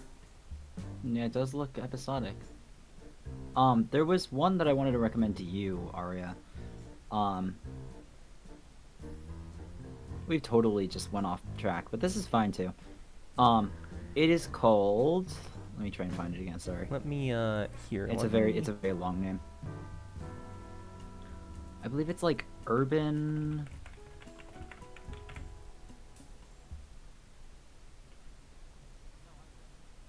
Give me a second. Here, go on. I'm just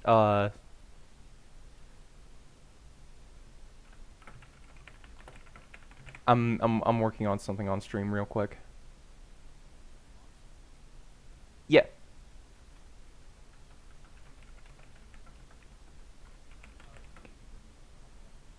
Yeah.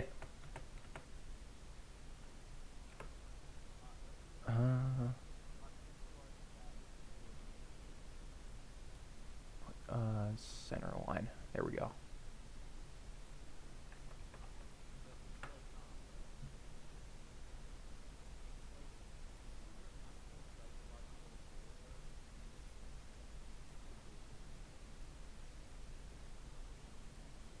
Okay.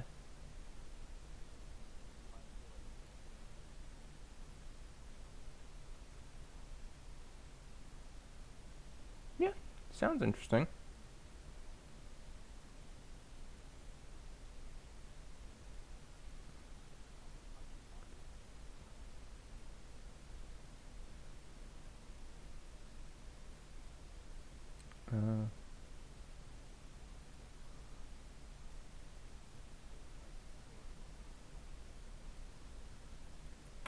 Alright, thanks for stopping by, Lana. Have fun.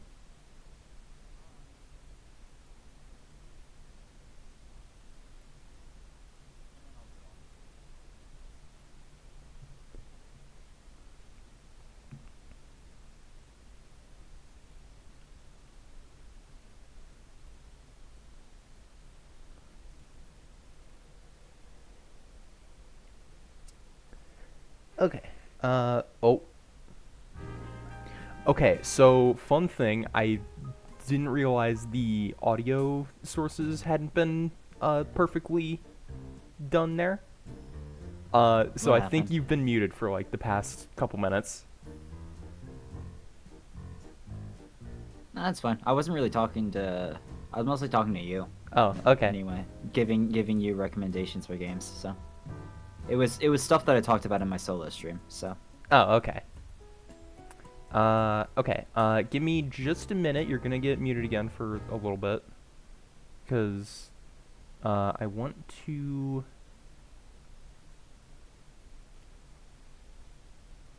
Mixer.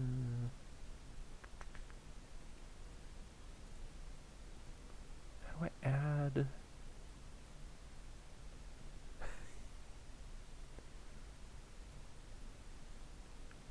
shit, wait, how do I add that again?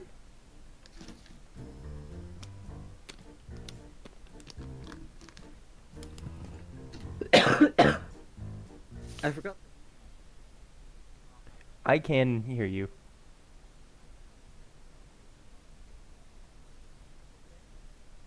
This is literally the... yes, I know, I understand.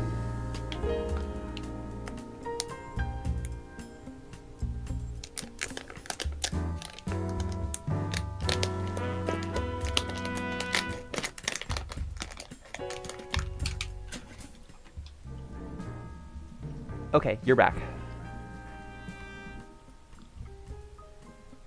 Yeah, right when I was typing something good in chat. All right.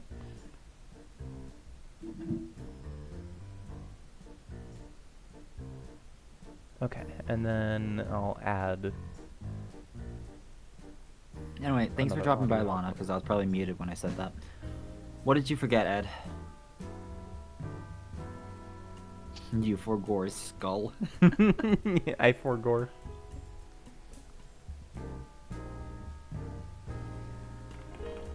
Welcome back, Cake. As you can tell, you didn't miss much. I'm making something new.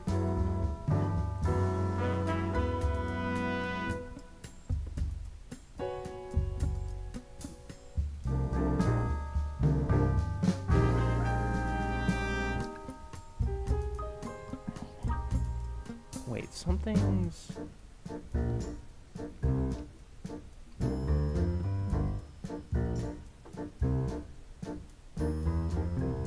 Something's not right here. I didn't say it. Arya said it.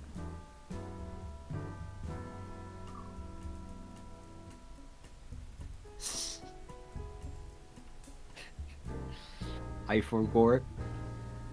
Something's not right here. How does this... Me forgore. Forgore me.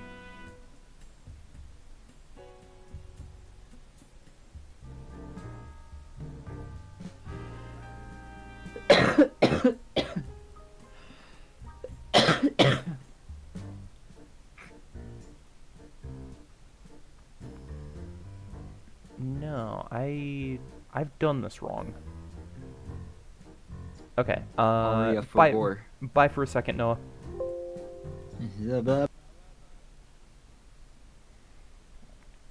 Um...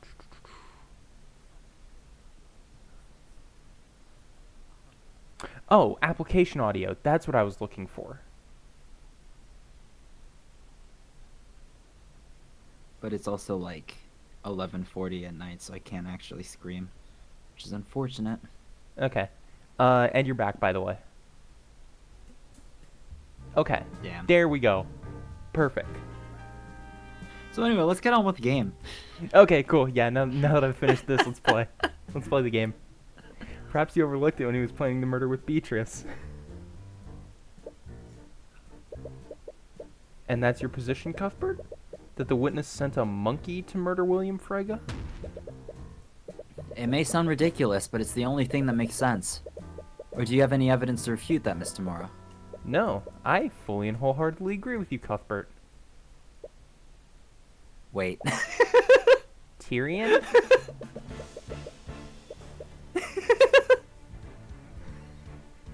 Mr. Cuthbert, did you forget that you were prosecuting Beatrice Frege? Your Honor, even as a prosecutor, it's clear that Cuthbert just can't stop himself from finding the true culprit. I just love the ... wait.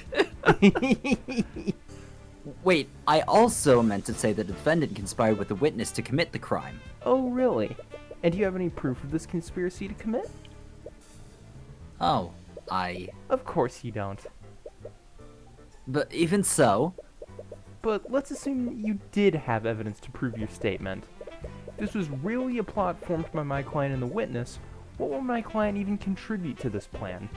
From what you said, this plot was completely carried out by Lord Haraldson and his familiar. Well... Invisibility. Invisibility. Why are they on the wrong sides? No, they're on the right sides. They're on the right sides. Well, I mean, okay, I understand. Yeah. Bomatron got it. Well, I should put it like this: Celeste was uncomfortable on the other side. Tyrion was fine with it.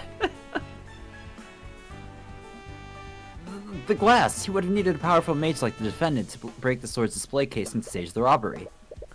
So her contribution to the murder was breaking some glass. Can you prove that my client shattered the display case? And can you prove that she did so knowing that it would somehow lead to her father's death? You might have gotten a little too eager to prove Harold's guilt. Physical evidence against my client was almost non-existent in the first place. Meanwhile, it seems the prosecution has just brought forward physical evidence that implicates Lord Haraldson. Physical evidence that is supported by his own testimony.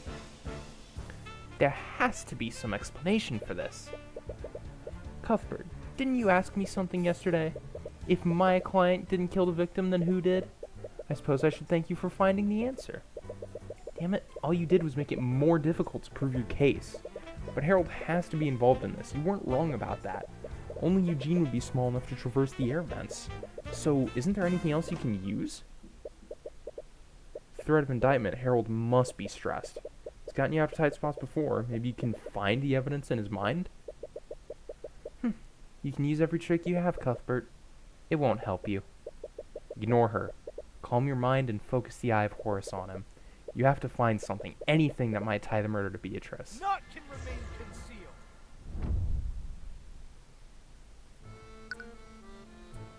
Okay, how do we want to start?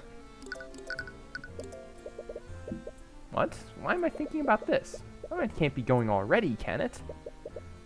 Didn't invoke any useful thoughts. Why not? Okay, so let's start with the sword, I suppose. Yeah, the obvious ones first. Can't believe that one of my artifacts was used to commit a murder. It's completely disrespectful to the culture and history behind it. Speaking as if he truly had no hand in this. That can't be true, can it? And then to the armbands. The armbands of intellect are still missing. I inspected it closely before the Lord's ball. They were still there when I moved them to Frega Manor. Someone must have stolen it during the ball. Right, you never did find what happened to the armbands. Could there seriously have been a second thief here? Ooh, no insight on that, though.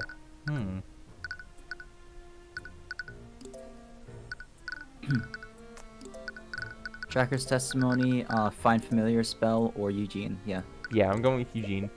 Eugene, just what are you doing that night? Did you really wield the sword, if only for a brief moment?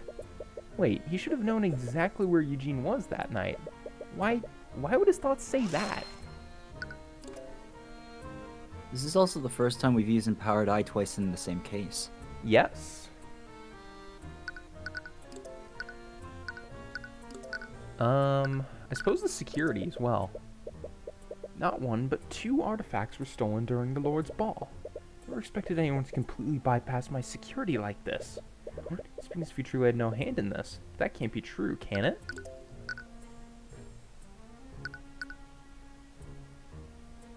What about, Tracker's testimony? Nope, nothing. Nope.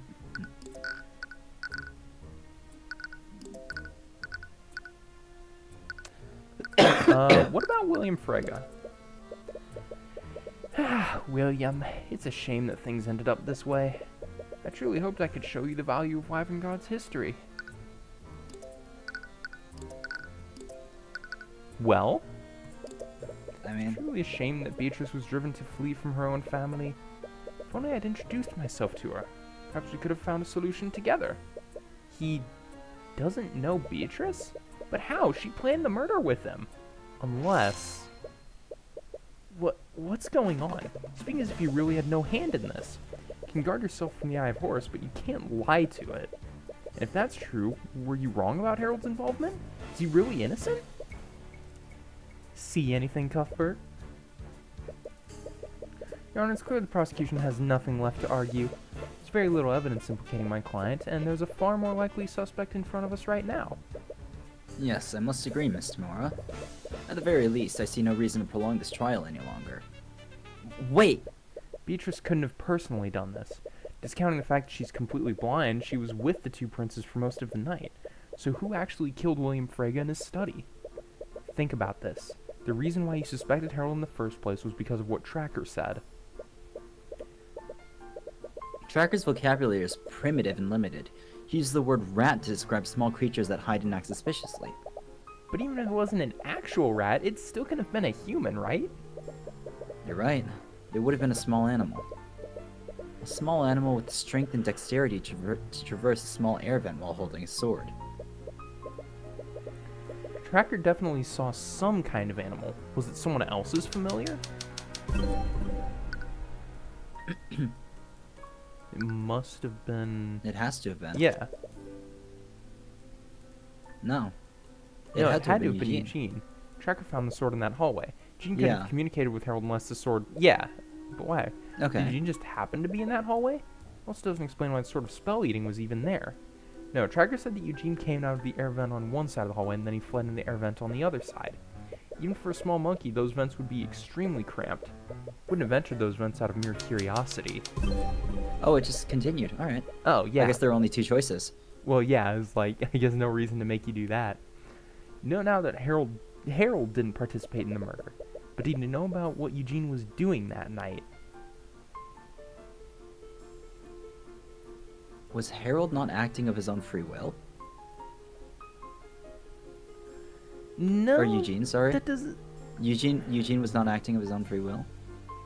Or was Eugene acting to frame Harold? Is Eugene not Harold's familiar?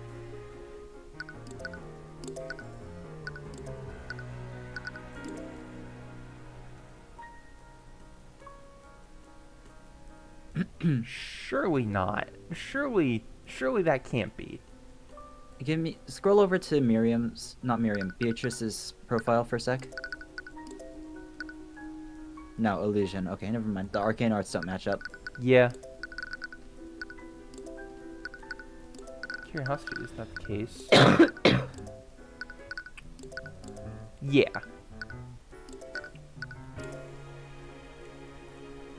Unless Tracker was acting to frame Harold? Or Eugene was acting of their own free will? Eugene... What Because blackmail... of blackmail. What blackmail could you give to a monkey? Nothing. Because Harold has no idea what happened.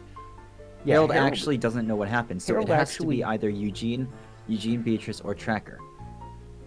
Yeah. I think it would have to be Eugene. So Eugene... There's also was not acting. Right. Was not acting of their own free will.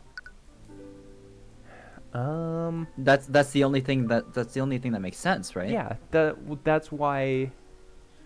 Even 'Cause before the Tyrion sword... said it himself. Well, yeah, that's why even before the sword was stolen, Eugene didn't call back to Tyrion Harold.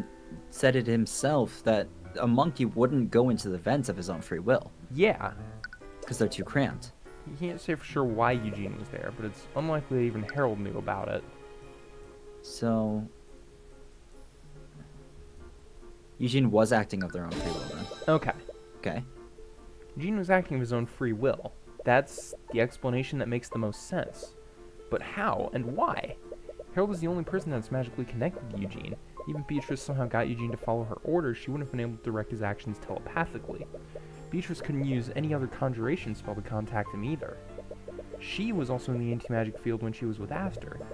So if Eugene was the one who murdered William Frege, why is he acting? Was he acting independently? No. The braces of Can't intellect? be possible. Eugene Karen was playing independently. Our knowledge of Frege Manor's ventilation system. It also involved murdering William during the lockdown and destroying his will. Eugene might be smart for a monkey, but a normal monkey wouldn't have known how to identify and destroy William's will. Even if Beatrice had somehow trained him to do all this beforehand. Eugene wore the armbands of intellect.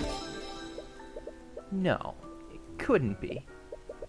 Except the armbands of intellect had been stolen as well. And unlike the sword of spell eating, we still haven't found the armbands. Look at the glass case where the armbands used to be. thief didn't shatter the glass. Exactly. Moreover, the armbands were actually replaced with a very well-made replica. Magical locks on the case can be disabled. How are they normally disabled? They can be turned on and Was off he using a sensing spoken Eugene's password. fear? Maybe. Was Tyrion sensing Eugene's fear and not Harold's? That's very likely. How many people know this password? Only myself. I personally oversee the transport of these items when they're moved. Only Harold knows the password, but someone could have overheard him saying it. Someone. Or something. Someone that's constantly looking over his shoulder. Made some ridiculous statements in the past. There's no way the judge will even entertain this theory. You'll have to be smart about this. Your Honor, I think there's one more witness that can clear. Is it? Call the monkey. Your Honor, I think there's one more witness that can clear up this discrepancy once and for all. I believe he can prove the prosecution's case to the court. Really? I frankly find that hard to believe. Please trust me, Your Honor. There's an element to this that we all aren't seeing. And it's one that no one will believe. What do you have planned now? Very well. I'll give you one last chance, Mr. Cuthbert.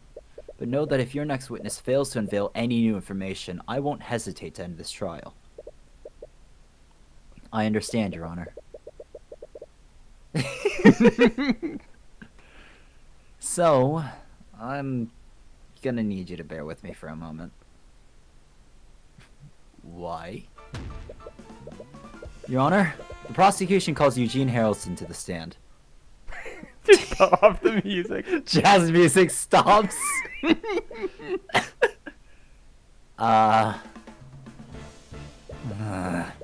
mind. I retract my earlier statement. I'll be passing my verdict.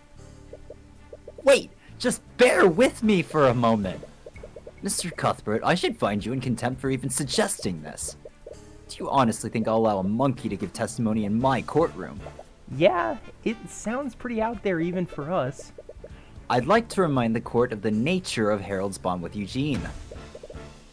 Eugene is a familiar. This means that Harold Haraldson can speak with him telepathically.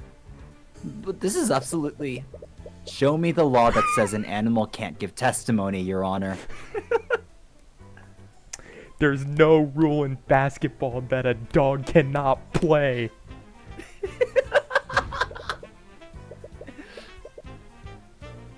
It may be unprecedented, but it's not against the law.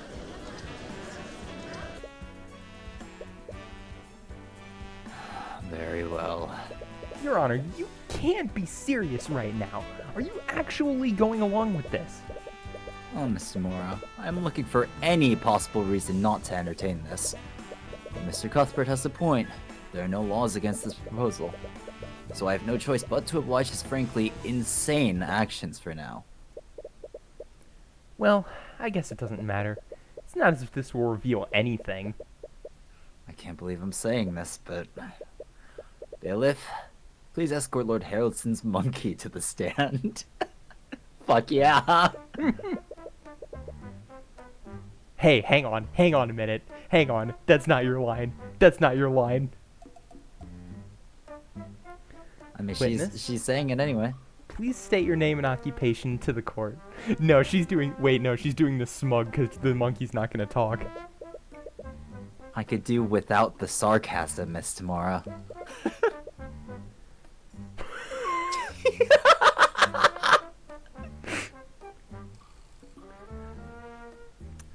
So, do you want to be Eugene? Eugene is Eugene! Eugene Monkey! Bailiff, make sure the stenographer gets Haraldson's translations. Ugh. Can't see the armbands on him right now. He must be at his normal intelligence now. Although, how would he even wear them? Perhaps he held them in his hands? They only require physical contact after all. Eugene, did you steal from the gallery on the night of the murder? Eugene never steal from Harold. Eugene respect Harold. and you'll have no problem testifying about where you went during the Lord's Ball. I can't believe I let you convince me to permit this. Under his hat, worn as a belt. There are options. Whoa. Eugene, explore house. Eugene, look for new place to play. Huh? Eugene also look for spiders. Spiders, yum. What? You think Eugene steal armbands of intellect? Oh, we never said that. Never said that. Eugene never steal from Harold. Harold, friend. Eugene always Harold's friend. Ape strong together. Wow. You did it, Cuthbert. You blew this case wide open. Is this really going to help us? Look, you'll just have to trust me on this. I trust you? It didn't sound like it turned into a question at the end. She's great. Cheap viewers on street. Fuck. Cake was too fast.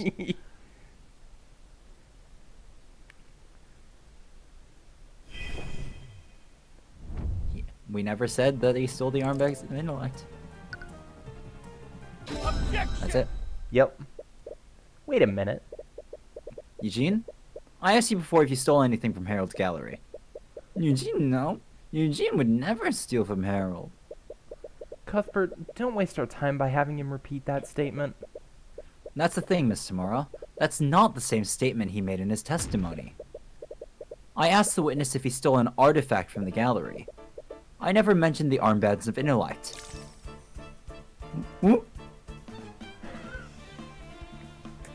Cool, thanks, Cake. Appreciate it. What are you talking about now? The witness lacks the understanding to differentiate between the artifacts. It was clearly just a simple mistake. It's not just the fact that he named the wrong artifact, Miss Tamara. It's the fact that he used its actual name. I'm afraid I don't understand what you mean, Mr. Cuthbert. Your Honor, animals can't speak the same way that humans do. Even when a telepathic link is established, their vocabulary is extremely limited. Right. Tracker called the sort of spell eating a stick before. It was hard to understand what he really meant. Exactly. So that raises the question. How did Eugene know they were called the armbands of intellect?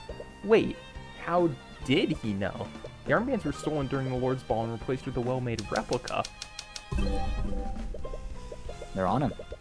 If he had worn the armbands when he was sneaking through the vents, he would have never had the opportunity to put them back. And the armbands are still missing. He's wearing armbands at this moment. At this moment. It can't be. Is he really? The armbands were designed to be worn by humans, so Eugene couldn't wear them on his Is he wearing it like fucking Wukong? Like the headband? Yeah, maybe. So where would he wear them? I usually thought that he carried them in his hands, but there's a far simpler explanation. Eugene, do you still maintain that you didn't steal the armbands of intellect? Eugene told you already. Eugene never steal from Harold. Then I suppose you wouldn't mind taking off your hat. The fucking The glasses. glasses push. Are you serious right now? You don't think he's wearing them right now, do you? It's the only thing that makes sense. The armbands were taken off the night of the murder. Were taken on the night of the murder. And they are still missing. If Eugene did indeed steal the armbands that night, he would never have had the opportunity to return them. He had no choice but to continue wearing them until the investigation was over. This is absolutely ridiculous. You're spinning a fairy tale. Do you honestly expect us to believe that a monkey increased its intellect beyond human limits? If I'm wrong, the witness can easily refute my theory by removing his hat. Well, what's it going to be, Eugene? See him fully break character, and he slowly but silently lifts his hat. No. You can't be serious. Everyone can see it plainly. He's wearing the armbands like a crown around his tiny head. Around his hat, you see him pull out something else. The pipe. Well done, Mr. Cuthbert. I shouldn't have underestimated you. Are You... serious? This is probably a blessing in disguise. I don't think I could bear debasing myself any longer. This is so Objection. good. Objection, Your Honor. On what grounds, Miss Tamara? On what grounds? Everything about this situation is objectionable. Objection! It's downright absurd. I have... Objection! I object! Is he seriously Beatrice's accomplice? Miss Tamara, we can't deny what's clear in front of us. I was not ready for today. I don't think any of us were. How is he even talking right now? Scholars believe that humans and apes evolved from a common ancestor. Did the Phoenix thing? Did the Edgeworth thing. That's an Edgeworth thing. I'm pretty sure Francisco did something like this too, honestly. I think so too. But that was mostly just in response to Phoenix. Yeah. Because that man does not know what he's doing. No, absolutely not. Perhaps all apes can speak the common language under the right circumstances. Evolved? Please, I've observed your society. I think calling humanity evolved is being quite generous. Once again, apex predators do not have depression. This can't be happening. Well, now you're all done gawking at me like a bunch of simpletons. Simpletons? We were always catching his thoughts. We were always catching Eugene's thoughts. Oh, Harold is You're actually a right. nice guy. Eugene's the asshole. you're right. Wait a minute. It's quite difficult to separate myths from actual historical accounts. And that's why he looks so angry. Yeah. Right, I remember encountering a similar problem at the Imperial Academy. Ah, you must be quite dedicated to your studies. But this simpleton into the Imperial Academy? Rude, but you suppose that can't be helped. Every insulting thought that you've seen from Harold, they weren't Harold's thoughts at all. They were Eugene's thoughts. He was actually impressed with us. Yeah. He's been wearing the armband since you first met. Since Okay, before... Since before we Since first met. before the crime. No, Yeah. since before the crime. Yeah. Mm-hmm. Also, ad break, so we're gonna rest for a minute. God, I can't believe he fucking called an animal to the stand. I mean, we all knew it was coming. I mean, it's the subversion, right?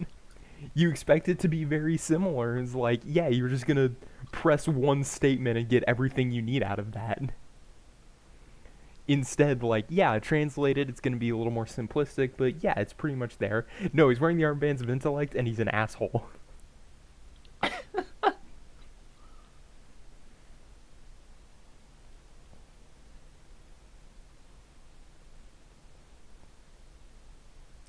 Harold becomes more likable. That's, you know what? I'll give it 15 seconds, but I'll repeat myself in 15 seconds. That's true. Harold's legitimately a nice guy. He legitimately just wants to share history.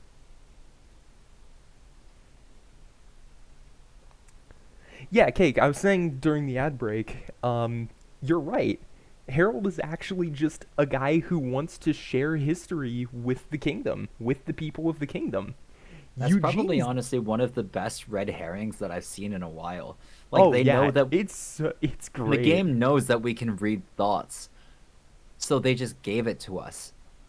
It's so good.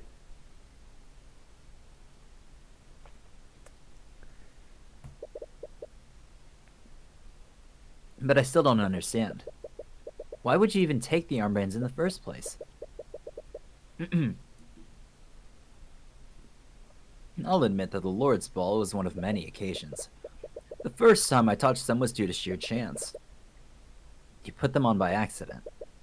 My unawakened self was enamored by its glittering sheen. I merely wanted to touch them. When I first held them in my hands, I experienced a sense of clarity that I'd never felt before. Drugs.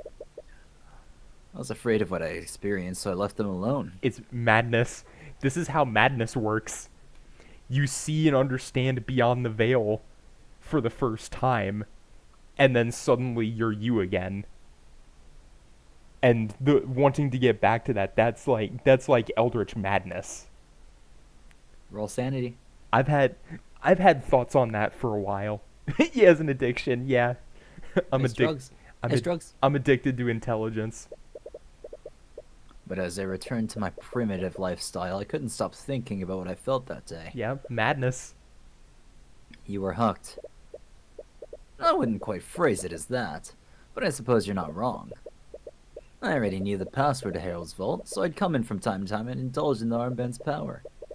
But the more time I spent with my awakened intellect, the more I craved its power when I had to put them away. And that's when you made the replica. While no one was watching, I devised a plan to discreetly take the armbands. Harold would have eventually discovered that they were stolen, but he would have concluded that a noble from the Lord's Ball took them. Because of the pressure that he was receiving from the crown. I'm not proud of what I've done, but I never expected things to reach this point. I didn't expect someone to steal the sword of spell eating as well. And I certainly didn't expect a murder to happen that night. So you still maintain that you're innocent? Of course I do. I stole the armbands, but I did not murder William Frege, nor did I take the sword of spell eating. Allow me to elaborate.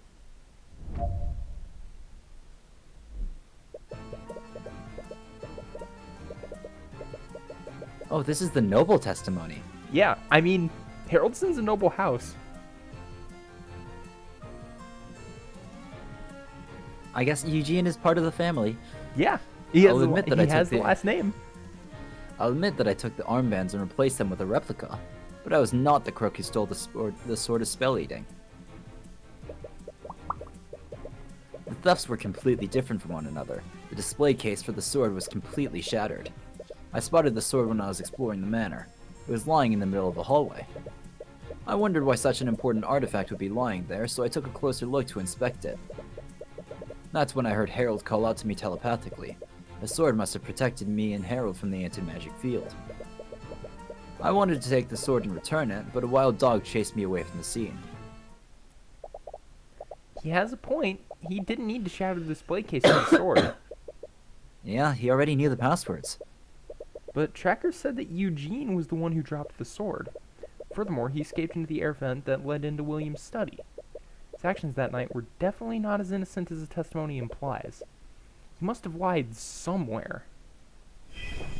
Nothing jumped out. He's smarter than the average human, you have to remember, because of the headbands. Yes. Or because of the armbands. So. No. Nothing stands He's out not about a this crook, one. guys. He's not a crook. Double peace No, sign. he's not. He's not a crook. He's not the crook. He's not the crook. He's admitting that he's a crook, but he's not the crook. That's completely different. Sure. It's lying in the middle of a hallway. Is there anything we have that... Yeah, press it. But that location was near the Frege's bedrooms. Don't tell me that you... What do you take me for? I know what a bedroom looks like, and I never enter one uninvited. Then why were you there in the first place? I was coming back from the rooftop garden, but I suddenly felt something interfering with the armband's magic. The anti-magic fields. Yes, I was worried that something had happened, so I made my way back to the gallery. Oh. The armbands were nullified in the anti-magic field. Yeah. Until he touched the sword of... That's why he was there. Until he touched the sword of spell eating. Right.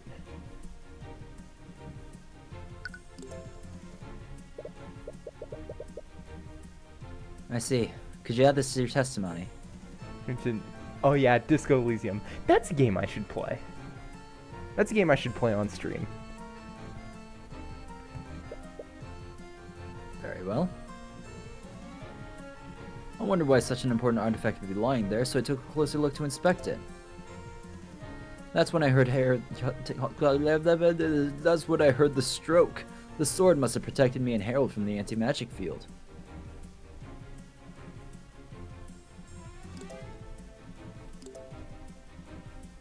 When I was heading back from the rooftop garden to the gallery. Do you want to bring up the map? Yeah, let's look at the map.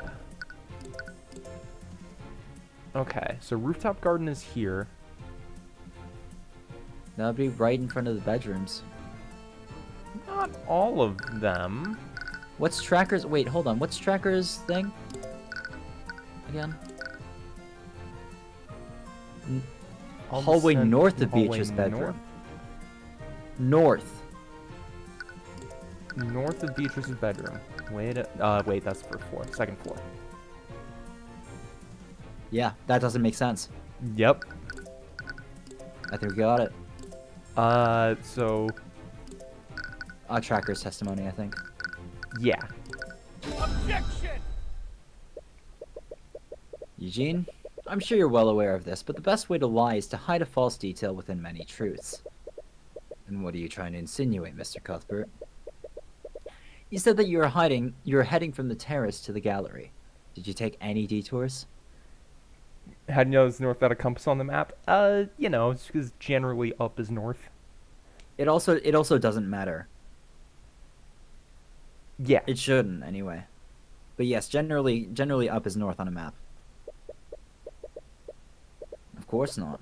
With the armbands nullified, my intelligence was slowly fading. Because remember, Tracker doesn't know north or south either. North was just a notation that we put down. True. Yeah, Tracker knows direction, but he doesn't know names for direction. I wanted to return to Harold as soon as possible. Witness, I'd like for you to take a look at this floor map of Frega Manor. This is the location where that wild dog found the sword of spell eating.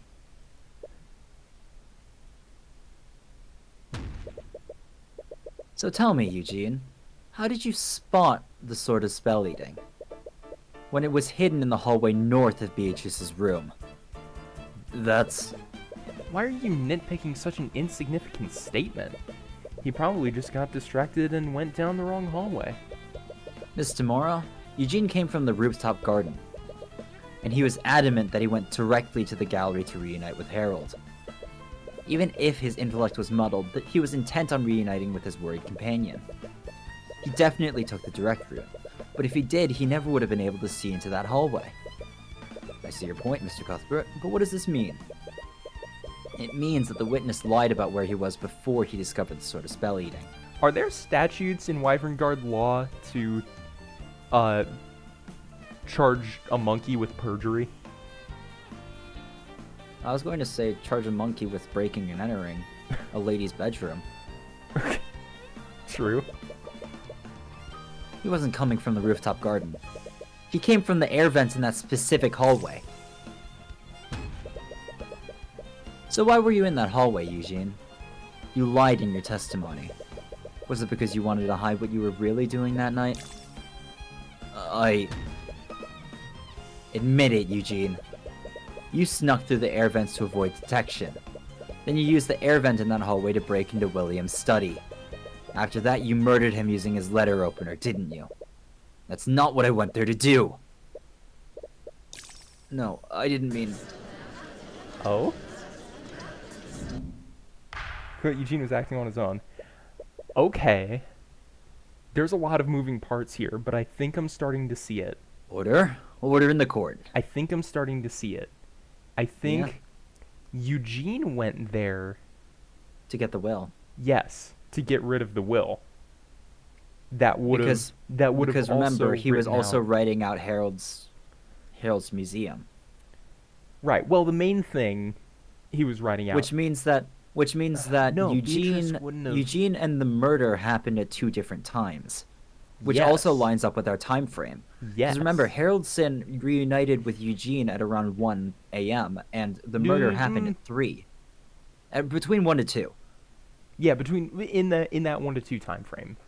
You're right. And the murder happened at 3, right after 3. Right. So this would make sense chronologically, too. Witness, is this true? Did you break into William Frega's study during the lockdown? Yes, I did enter his study, but not for the reason you think. William Frege was already dead when I got there. What? What did you just say? It's true. Do you honestly expect us to believe a story like that? How could someone else have killed the victim before you got there? Tracker took the sword of spell eating, and you were the only intelligent creature that could walk through the air vents. I understand how unbelievable and suspicious it sounds. Why do you think I lied in the first place? But it's the truth, Mr. Cuthbert. You have to believe me. Don't see any contradicting thoughts through the eye, but that hardly absolves him of guilt. But could he really be telling the truth? That's true, that only brings you back to the one question you've been asking since this all began. Who really did this? Okay, Eugene. Let's assume you're telling the truth. Do you actually believe me? Let's not get ahead of ourselves. You're still my only suspect for this. But I know better than anyone about jumping to conclusions. So I'll give you the benefit of the doubt for now. I see. However, if you want to absolve yourself, I need you to tell me about what you really saw that night. There might be something, anything that might point to who really did this.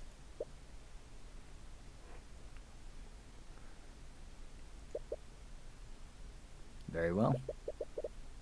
I'll tell you what I saw. Although, I doubt you'll believe me. Murder mystery, who did it? Yeah, Eugene Lyon covered the monkey bottom. I discreetly made my way to that hallway through another air vent. I exited the air vent in that hallway and tried to leap to the other side. I'm not sure if it was my waning intelligence or my desperation, but I collided with something that I didn't see. Oh-ho!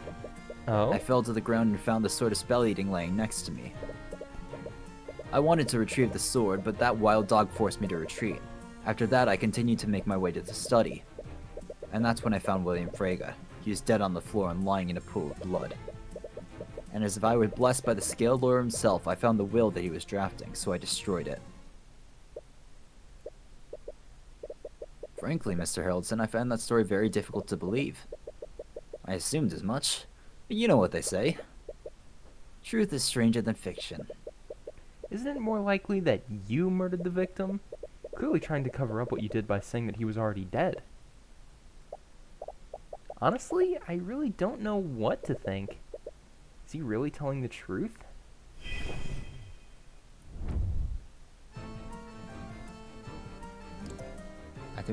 I think he's telling the truth here. Yeah. Absolutely he is. We have to Something- explain it, and I think we have to press. Yeah. Start there. I thought monkeys were extremely dexterous. You're just clumsy. I have impeccable dexterity. Sounds like you struck a nerve there. I must have been muddled from losing the armband's magic.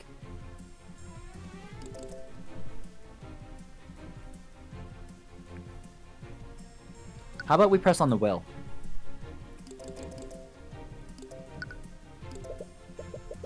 So you were the one who took the will. I've been trying to find it. Roll the one on Dex.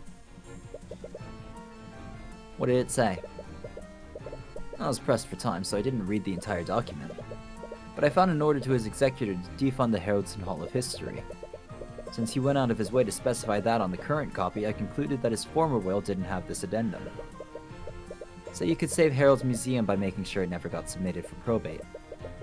Anyways, do you have the will with you? My apologies. I crumpled up the will into a ball and ate it. I then left the room before my intelligence was completely gone. Ugh. You're really hoping to see if William followed through on his threat to disinherit Beatrice. He seems to be telling the truth this time. I agree, but we still need to be sure. Should carefully inspect and press each of his statements. Yeah. Yeah, let's just go in order. Yep. But why were you there in the first place? And it all began when William Frege got into an argument with Harold. That cur wanted to defund the prestigious Haraldson Hall of History. I knew a man like William probably had many secrets. So I devised a plan to break into his study and find something that I could use to blackmail him. As you know, there's a small air vent in that hallway, and it connected to William's study on the ground floor. I wasn't aware that William was planning to stay in his study all night, so I thought I could look through his documents without anyone seeing me. You suppose that does make sense. Is he really telling the truth? What happened when you tried to leap to the other air vent, Eugene? We already did that one. How did you know it was a sort of spell eating? When I held it in my hands, I felt my intelligence return. But I also heard Harold calling out to me telepathically. He was clearly growing worried, so I knew I needed to move quickly. Wild dog. Yep. Did this wild dog have a white coat of fur? He did. Are you acquainted with him? Something like that. Well, next time you meet him, tell him that I don't appreciate being called a rat. I'm a proud orangutan. You can understand him. I've picked up a little of the canine language throughout my life. I'm also fluent in squirrel and pigeon. I can also speak owl, but I admit that's barely conversational. As much as you want to test the validity of those claims, they're not relevant to the case. What happened when you entered the study? Sometimes in Ace Attorney-like games, there are flags where we have to press every statement before we can move on. Mm-hmm. Seems awfully convenient that he was murdered before you arrived. I know how it may seem, but I'm telling you the truth. And do you have any explanation for how the assailant broke into the study without the sword? I unfortunately do not. Please, it's obvious your testimony doesn't match up with the evidence. Whoever did this either entered through the vents, or they used the sword to nullify the lock. And your own testimony states that the sword was abandoned in that hallway. It doesn't match up with what you thought happened, but does it really contradict the evidence you have? Anyways, what did you do when you discovered the body? I knew it was only a matter of time before someone discovered the body, so I quickly searched the room for something I could use. Alright, here we are. It's hard to believe, but you can't see any direct contradictions. Should you press him more? But what if he's telling the truth? If Eugene did do this, your next course of action is clear. Although that still wouldn't explain how Beatrice fits into this. Recall something a tracker said to you. Yep. Tracker, you said you had to smell to see where the rat was. And when he dropped his stick, you were finally able to see him. Does this mean you couldn't visually see him before he fell down? Yeah, Racker couldn't see the rat with his eyes, so Racker used his nose to see it. Eugene was invisible. Eugene, when you were carrying out your plan, did you turn yourself invisible somehow? No, I hardly had the means to. And even if I had somehow convinced Harold to cast a spell on me, he doesn't know how to cast invisibility. Very few mages do. Right. You recall Eris saying the same thing during the Nightgrave trials. Only a Master of Illusion Magic could do that. That's how you first thought Beatrice was involved. But if Eugene is truly innocent, did she turn someone else invisible? But if that's true... Wait! What? You remember how they were talking in one of the cases, or I think earlier, how using detect magic as a way to detect invisible people? Yeah. The trace of illusion magic on the body could have just been the invisible familiar staying there. Oh. And it just wasn't moving.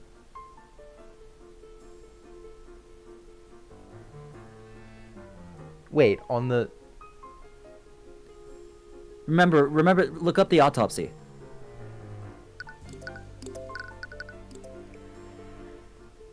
Okay, traces of illusion magic were also found on the body. It could have been traces of the invisibility, or it could have just been the invisible familiar. I don't think it was the invisible familiar, because remember, like, Eugene just said he jumped and bumped into it, basically. That wasn't in the study. Remember, she clapped again. She did.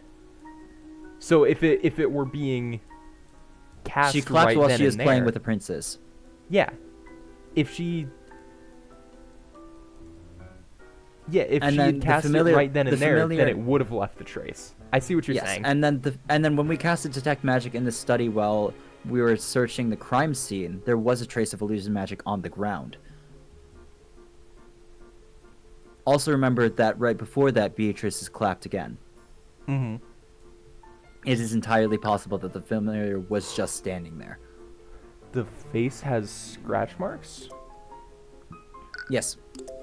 Check the autopsy again. Several scratch marks on the face and back. Oh.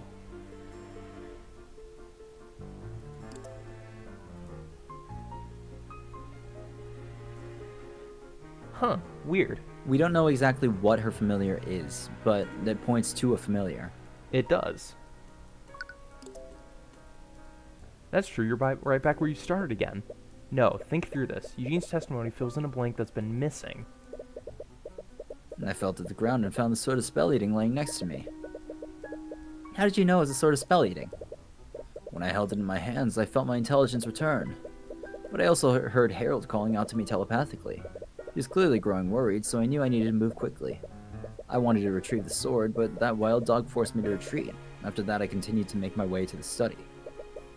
Brother, it could be. We don't know. And what happens when you cross-reference that with Tracker's testimony? That's when Rocker smelled flying rat. Rocker could smell where Rat was, so Rocker borked at him. Rocker must have scared Rat, because he fell onto the floor and dropped his stick. How did the sword of spell eating end up in that hallway? So where does that lead us? The thief dropped the sword in the hallway? In the hallway. Yes. Yeah, it wouldn't have been hid. Yes. Yeah, the sword in the hallway. Yes. The thief dropped the sword in that hallway. But how does that make sense? Did they hide the sword there like you originally thought? No, that hallway was close to the gallery. There were plenty of better places to hide the sword. If it weren't for Tracker taking it, it would have been found even sooner. The thief must have accidentally dropped the sword there. This can only mean one thing. Why was the thief in that hallway? The thief was sneaking after the murder, right? Sneaking through the air vents. Through the manor. Through the air vents? Through the manor. Through the air. Through the manor, I think. Okay, sure. Because oh, through the manor or through the hallway? Hallway. No, hallway leads toward Yeah, the back. it would. I think it's the vents.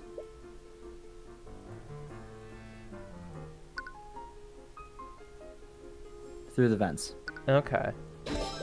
Okay. The thief was also sneaking through the air vents. Yeah. That's the only reason why they would be there. But that would imply the thief was as small as Eugene. Could have been another familiar? And if so, why didn't Eugene notice them? Wait. I'm not sure if it was my waning intelligence or my desperation, but I collided with something that I didn't see. He collided with something that he didn't see. In other words, it was something that wasn't visible to him. As Master of Illusion Magic, Beatrice is one of the few people at the ball that could cast invisibility. Beatrice would never trust anyone enough to work together like this. But she's completely blind. She wouldn't have much of a choice. Even so, she's not the type of person to trust her accomplice to stay quiet. She'd find a way to carry out her plan herself, and she'd only employ someone else's help if she had full control of them. Have you been approaching this situation incorrectly the entire time? Through the eye, you knew that Beatrice was involved somehow, but you just assumed that she was one part of a larger plot. Breaking of the glass and the casting of invisibility, these were the elements that you knew she was involved with, but it never really fit together. Not unless she was the one pulling the strings the entire time. There's only one way she could be in control the entire time. What did Beatrice use to commit the murder? When did we know? A couple of memories flood into your mind. Familiar is a creature that a mage has formed a magical bond with.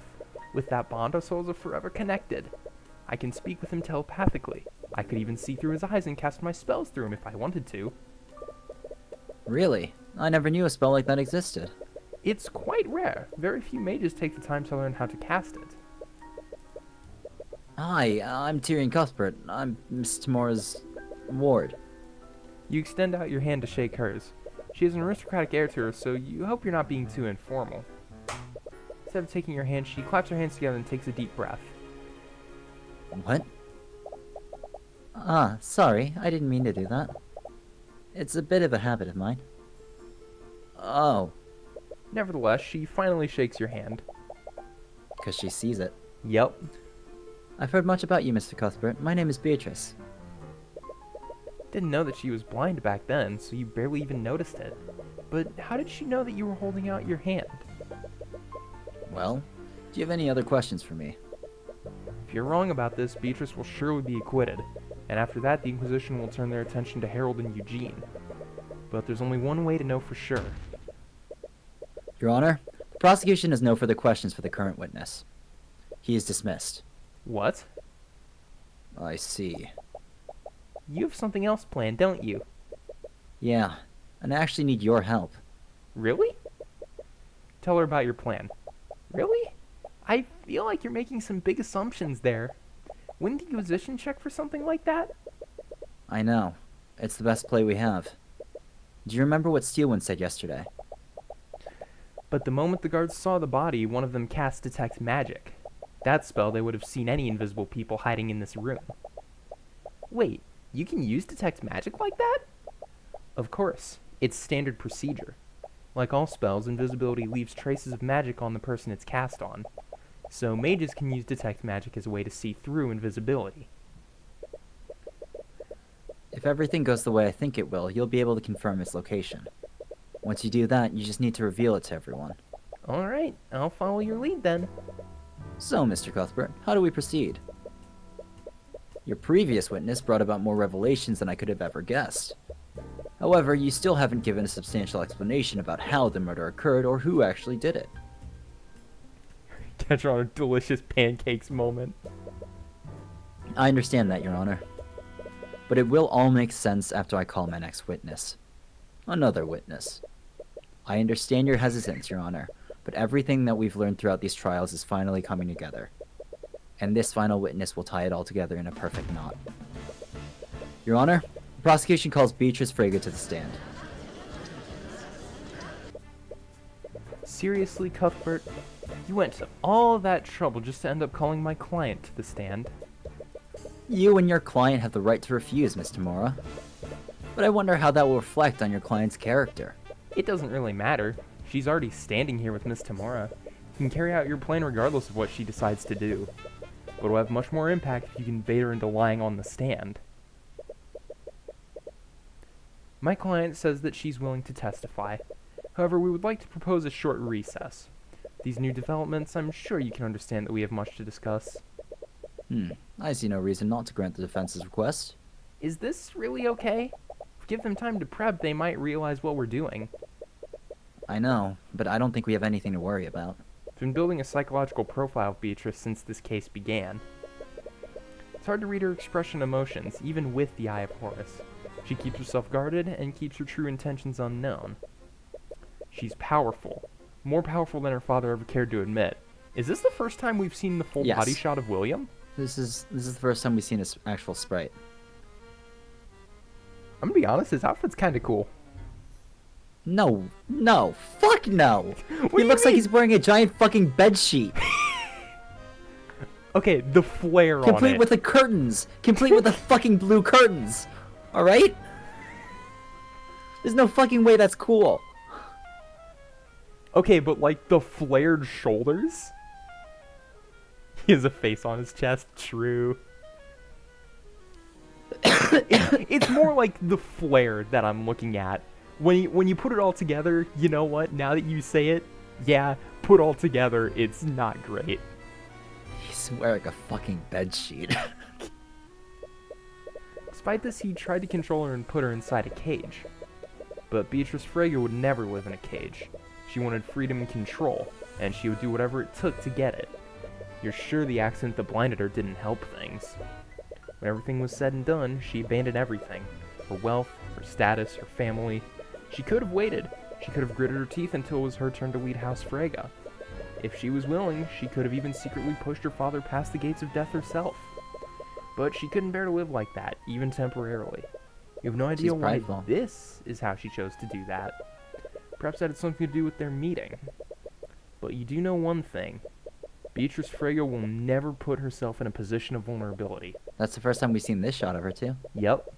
If you endanger her freedom, she will make sure that she can see who she's up against.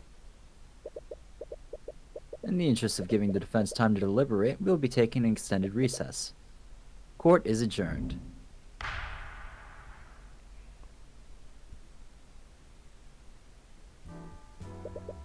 As you're exiting the courtroom, you sent Celeste to do some reconnaissance. Should be similar to when she scanned Valentina during the Nightgrave trial. Tyrion? Celeste, were you able to see it? Yeah, it's definitely there. And it sits on her shoulder most of the time. So she keeps it close to her. That's good to know.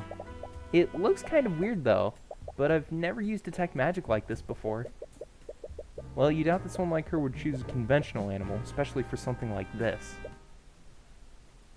Cuthbert, Miss Tamora. there's something I need to show you. Preferably alone. Celeste gives you a concerned look, but you nod to show her it's okay. She moves to sit on the bench where she can keep an eye on Beatrice. Okay, lead the way.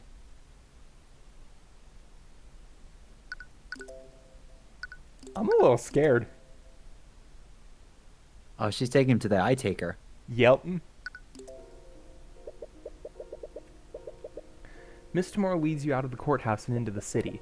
Every time you ask her where she's taking you, she avoids answering your question. Alright, we're here. We're having an empty alley in a frankly seedier part of the city. As Miss Tamora approaches one of the derelict buildings, she's met with a large burly man who's guarding the back door. The man silently acknowledges her and steps aside to let her in. Miss Tamora, where are we going? I'm sorry about this. I'm sure you're confused. But please trust me. I'll explain everything. Before you have a chance to ask for more information, she moves into the building. The man guarding the door looks at you expectantly. The entire situation doesn't sit right with you, but you still continue to follow her. Despite your I know, he's gonna get murdered. Yeah, he's gonna get killed. You know that you can trust her. Oh? New theme? This played back when he first appeared. Oh, okay. If you head further in the building, you find yourself in a surprisingly well-furnished room. From how it looked outside, you would have never guessed that it would look like this. It almost looks like a room that you'd encounter in the Frege Manor. As you enter the room, you spot several mercenaries standing at various points in the room. And most surprisingly, you see Eris standing at the end of the room. Give her a confused look, but she simply smiles and waves at you. Sitting at a desk next to her, see a man with an eye patch. Looks like he's been expecting you. Nah, Tamora. Upon seeing you two, he cordially welcomes Miss Tamora before turning his attention to you. And you must be Tyrion. Tamora's told me a lot about you. I see. But who are you? I've been called many names over the years. My favorite has always been the Eye Taker. Occupation boss. Boss. The Eye Taker. From the sounds of it, you've already heard of me. Miss Tamora, what is this? My daughter Eris has told me all about your work prosecuting this case. She's his daughter? But I have to say, I'm quite impressed. Getting a monkey to testify? I don't think I could even pull off a grift like that. You've pretty much blown past my expectations. Why, get to the point. As soon as you interrupt him, you feel every person in the room tense up. You don't even need the eye to know that your interruption put them on edge. Relax, everyone. Kids will be kids. I'm a father myself, you know. Anyways, I'll get straight to the point. I have a certain interest in the outcome of this trial. What are you talking about? Little Lady Frege has been a client of ours for a long time. I've done quite a lot of favors for her. The time has finally come for me to collect. Those debts that Steelwind mentioned, they all belong to me. But there's no need to worry, I know she's good for it. That is, if she can inherit House Frege. What? Tamora's a good attorney, even without my help. If she's convicted, we could easily reduce her sentence by rubbing the right hands. But you see, there's that pesky Slayer rule. The thing is, Cuthbert, I need Beatrice Frege to be acquitted in the current trial. So that's what this is about. House Frege's gold. That's why you helped her murder William Frege? Please. My goals aren't nearly so short-sighted. I have big plans, not just for Beatrice, but for this entire kingdom. And I need House Frege for that. Just like you needed Justin Way. Tyrion. Nah, Justin. It's really a shame what happened to him. Don't act so innocent. You would have never tried to rob Drake again if you didn't threaten him. Is that so? Do you think I just randomly showed up on his doorstep one day demanding gold? He was the one who came to me for help. I just told him to pay back what he owed. If he hadn't come to me, it would have been some other criminal. But that's beside the point. Enough about what I wanted from Justin. Let's talk about what I want from you. You want me to throw the case? I love this kid. I don't have to beat around the bush with this one. No one will doubt you, especially considering the amount of work you put into this already. You don't need to do anything. Just take a dive. And let someone else take the fall. No matter what happens, the court will blame someone for this. If it makes you feel better, I can assign Tamura to defend the old man and his monkey. That way everyone can come out of this unharmed. Everyone wins. Except for the fact that a murderer will be put in charge of House Frege. Please, as if that's any worse than the people in charge of the other noble houses. If you recall, there's already a murderer in charge of House von Sanctus. They're all dirty. You've seen it, haven't you? They rig the system. They pay, threaten, or even kill people who get their way. Gives her an even bigger motive. Oh yeah, for sure. Oh yeah, definitely. This is, I mean, we already pretty much knew that Beatrice had done it and did it through her familiar. This is just confirmation. These are the people who want her acquitted. But also, we also knew that her motive was her debts. Yeah.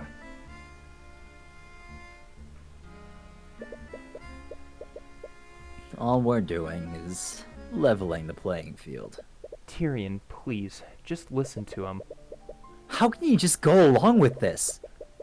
I told you a long time ago that there were certain parts of my job that I couldn't tell you about. Well, this is it. This is what we need to do to beat them. Oh, this is a new leitmotif. Yeah, it's like a slower, more somber version of the main theme. Those rumors about you, they're all true, aren't they?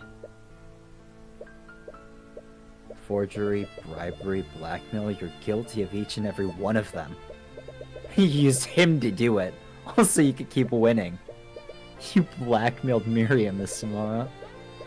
Oh, as if we should show any pity for that spoiled princess. Dreadful thought just entered your mind. Steelwind. She was attacked the day that Beatrice was arrested. Was that... I didn't know that's what they were planning. Despite my confidence in Tamura's skills, I'm afraid there is too much riding on this to leave to chance. You gotta make your own luck if you want to beat the system. How could you? She almost died! We never expected her to strain her injuries like that. And we definitely didn't expect you to take her place.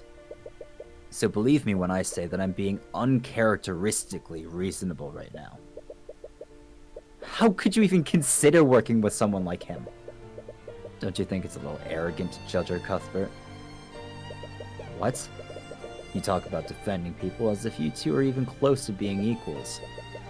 But she doesn't have the luxury of looking into people's minds, now does she? You told him about the Eye of Horus? The future of magic is changing, kid. Like I said before, I have big plans for this kingdom. And I also have big plans for you. Do you think I would ever... Tyrion, stop. To be honest, I hate it as much as you do. But whether you like it or not, we need their help. But this is... Think about every client you defended. Think of Celeste. If you didn't have the Eye of Horus, what would have happened to her? If even one thing went differently, Pierce would have gotten away and Celeste would have been executed. You've taken chances and followed your instincts, and that's worked for you so far. But what if it's not enough? What if the system is too corrupt for you to fight against next time? With the Eye Taker's help, you'll never have to worry about that again. If I had accepted his help sooner, I could have saved your mother. So what's it gonna be, kid? You already know about what happened in that steel win, brat. So I don't need to tell you what will happen if you don't play ball. Wait. No. What?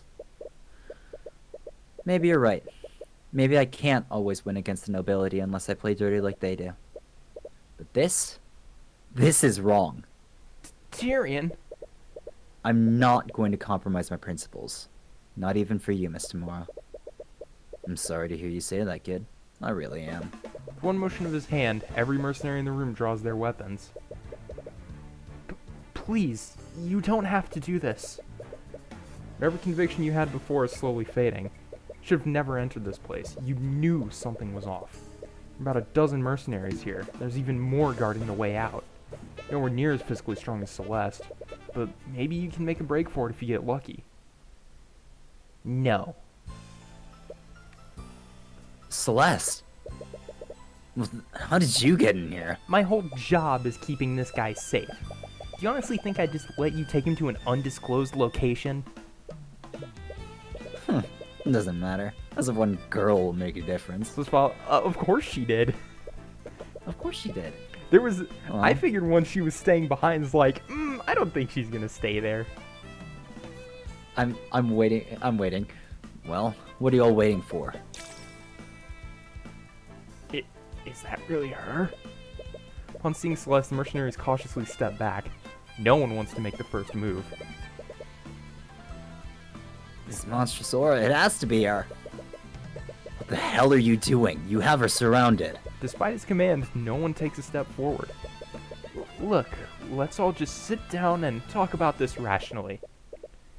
Perhaps a different approach is warranted here, Father. What? Could I have the opportunity to speak with Mr. Cuthbert? I believe I can make him see things our way. I'm sorry, sweetie, but I can't Well, you've never been wrong before. I'll leave them to you, love. Yep. Shall we go, you two? Celeste silently watches Eris with her sword drawn, but unlike the mercenaries, Eris seems unmoved. She merely walks past her and out the exit. You and Celeste exchange glances and follow after her. Oh, what's gonna happen here?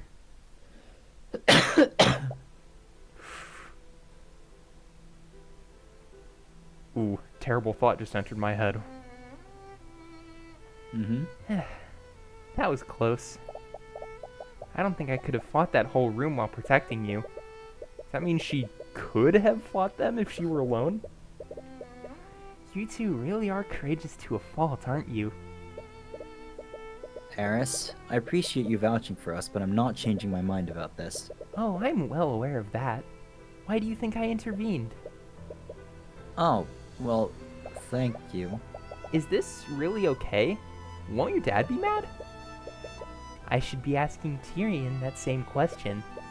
You've seen your adoptive mother's true colors and rejected them. How are the two of you going to move forward? She's not my... Isn't she, though? She lost any right to deny it the moment she took it upon herself to raise you. She only did that because I asked her to.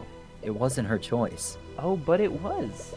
How old were you when your real mother was executed? 10 years old? Eris? Back then, you barely knew Tamora. It would be a stretch to even call her a family friend. She was the adult in that situation, and what did she do? She fed your anger and hatred for the nobility, instead of allowing you to process your grief healthily. Tamora took you away from your only friends and isolated you from society. She even homeschooled you, didn't she? That's... As a result, you never formed any other relationships. You made your first close friend at the age of 20, and she was your client. Don't you think that's a bit sad?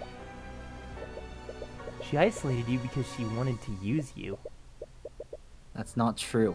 That's not why she... From what I've seen today, you clearly have no idea who Tamora is. Even with the Eye of Horus, you're clearly a terrible judge of character. Eris, you're going way too far. To save you from more heartache, let me give you one last piece of advice. Eris leans in really close to you and begins to whisper into your ear. You honestly think Celeste will ever love you? What? I'm sure you understand now. Tamora can only afford to pay her exorbitant salary because of my father. You've already burned that bridge, so where do you think the Crimson Demon will go when you can't afford her services anymore? She's not... With Flintheart dead, she has to worry about her mother. Do you think she has the luxury of playing around with you for free? Or did you actually think that she enjoys spending time with you? Tyrion, you have to look at this rationally. Any support or affection that she's given you has only been to keep you as an employer. You seem to know a lot about these things. I had to do a lot of networking when I was a mercenary. Do you know how many times I had to charm a merchant into hiring me? Why are you doing this? Because I want to finally break you. I'm just trying to keep you from getting hurt. It may seem cruel, but you have to be realistic about these things. You trusted Tamora, and she betrayed you. Try not to make the same mistake twice. Close didn't hear anything she said, but she seems to notice how it's affecting you. Eris, that's enough. Ah, my apologies. I've been told that I've been too blunt sometimes, but I do hope you'll think about what I said. Anyways, the trial should be starting soon. We should make our way back to the courthouse. I'm genuinely curious to see how this trial ends. Hey, Tyrion? Are you okay? What did she say to you? She reaches for your hand, but you instinctively yank it away from hers. Tyrion? Sorry, I didn't mean to...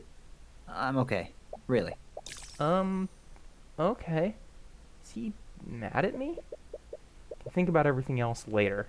But for now, you know what you need to do. You need to convict Beatrice Frege.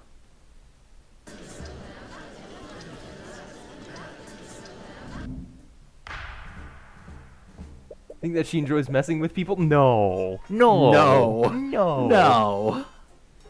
That just seems way out of character for her. You know my personal theory?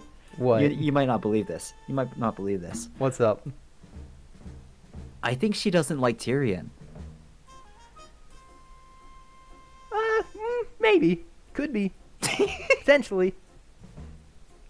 Court is now resumed for the trial of Beatrice Frege. You know what? You know what I think? You know what? I think this is a hot take. I know I'm like making a lot of assumptions here. I think she's a bad guy.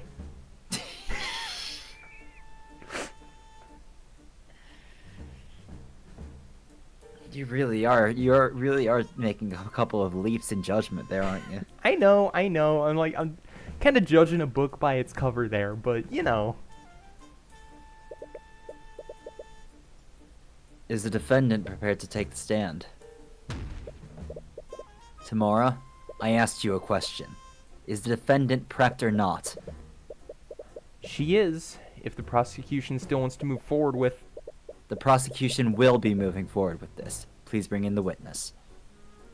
Correcting time. She said something that realizes and messes with the timeline. It's interesting that we're... Can Tyrion recognize when that happens, or no? I don't think so. No. See, the thing is, though, is that she very clearly broke the fourth wall when she was doing this. Yes. But she at reached into my other user's times, file. at other times, she is very clearly provoking Tyrion. Yeah. No, the painting change was absolutely to fuck with us. Oh yeah, for sure.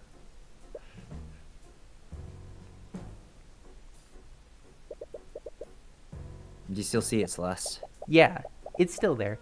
Should I reveal it now? No. Let's really make a point of it. Wait for my signal. Thank you for agreeing to take the stand, Miss Frege. Mr. Cuthbert. It's my understanding that you were that you were having a stroke for most of the night. Yes, I was. Which is why I'm still quite confused as to why I'm being charged for this crime. Out of everyone there that night, I'd have thought my alibi was the most solid. That remains to be seen. Clearly.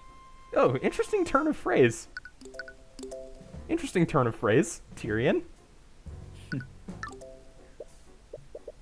Anyways, since you still maintain your innocence, you'll have no problem going into detail about your supposed alibi.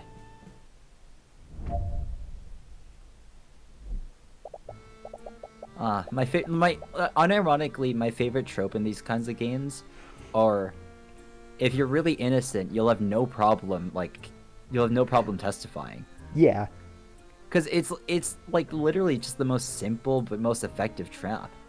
Mm-hmm. When, like, in reality, pleading the fifth would heavily imply that you are indeed guilty of it, but legally there's nothing that they can do. Yes. But I think a lot of it here is predicated on reputation. Oh yeah, no, it's definitely reputation and pride for these ones. Yeah. And for Ace Attorney too. But like Ace Attorney, they're definitely provocations, and here it's definitely aimed at the noble's pride. But like in real life, all you would have to do is plead the fifth, and unless they actually had hard evidence against you, they could not do it based off of implication of pleading the fifth alone. Yeah.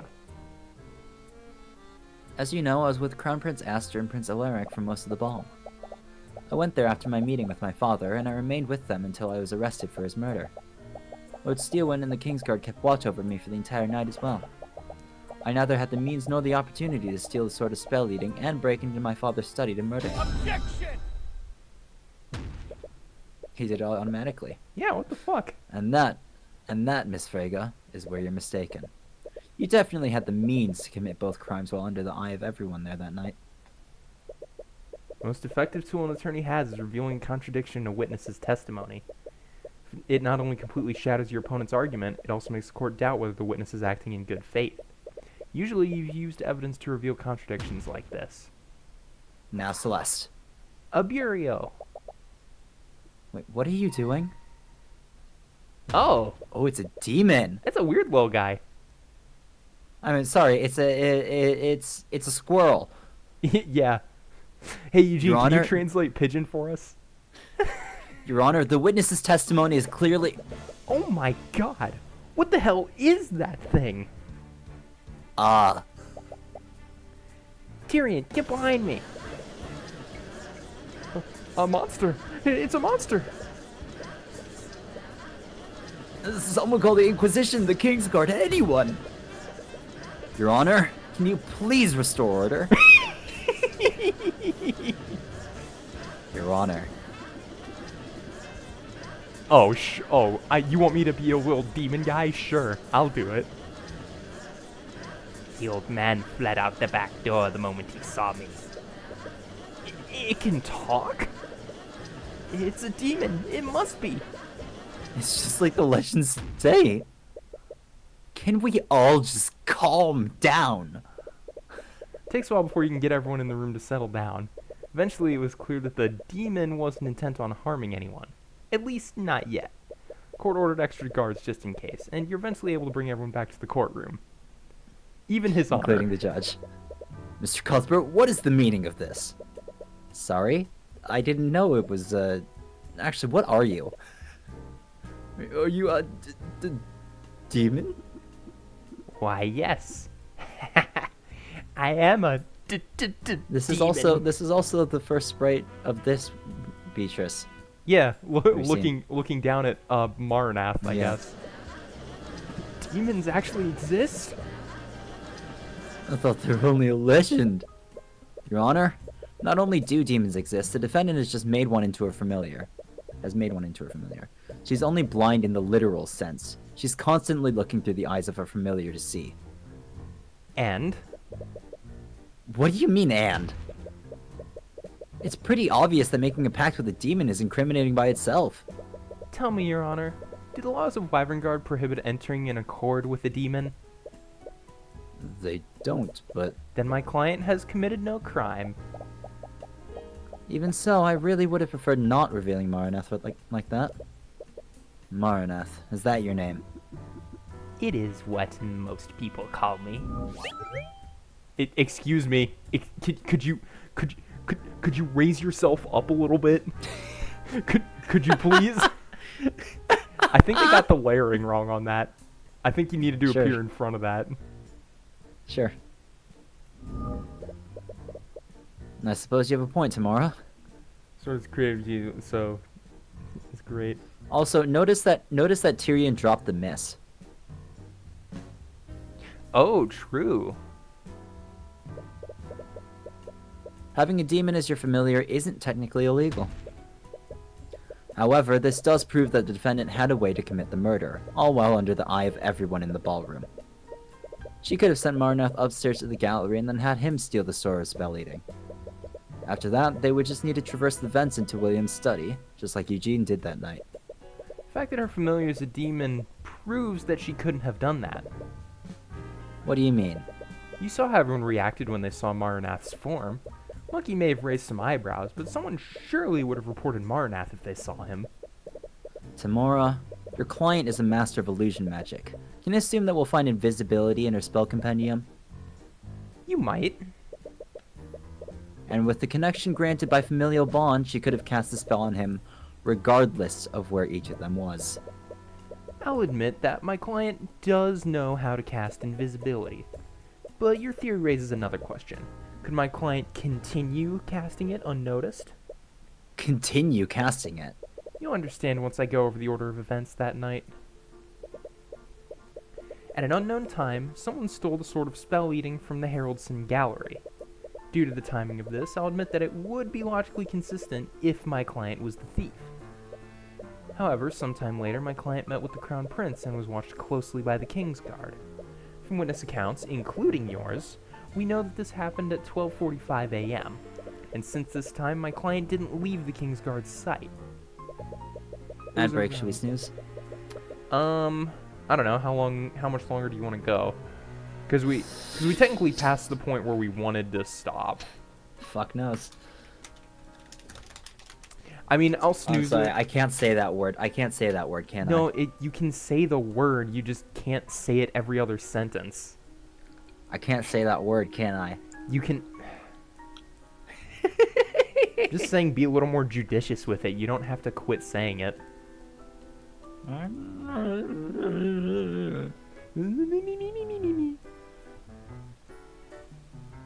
So do we want to stop now, or... Like, because I feel like we're very, very close, but also at the same time, very, very close in this game means like another 2 hours. So... Yeah, that tends to happen. Your schedule. Yeah, and I mean, we can... I mean, you said you're open, like, the next 2 days as well, so... Should be, yeah. So, and I'm... my Saturday I'm probably gonna be out, but that's your Sunday anyway, so, like... Not a great stop point right now. Let's get through, like, tomorrow's timeline, and then we can... Let's get through until we have control over something. Yeah, fair enough. It was around this time that William Frege retreated into his study and locked the door. He made a point of telling everyone that he didn't want to be disturbed. Then, at 1:03 a.m., Lord Haraldson finally discovered that the sword was stolen. He reported the theft to the Inquisition, and they activated the lockdown system. Shortly after the report, Lefa Frege tried to speak with her father about the theft. William Frege reiterated that he did not want to be disturbed. Lefa saw his face, and there weren't any traces of illusion directly on his body. This means that William Frege was still alive at this time. Unbeknownst to everyone at the time, William Frege was attacked by the murderer at 3:12 a.m.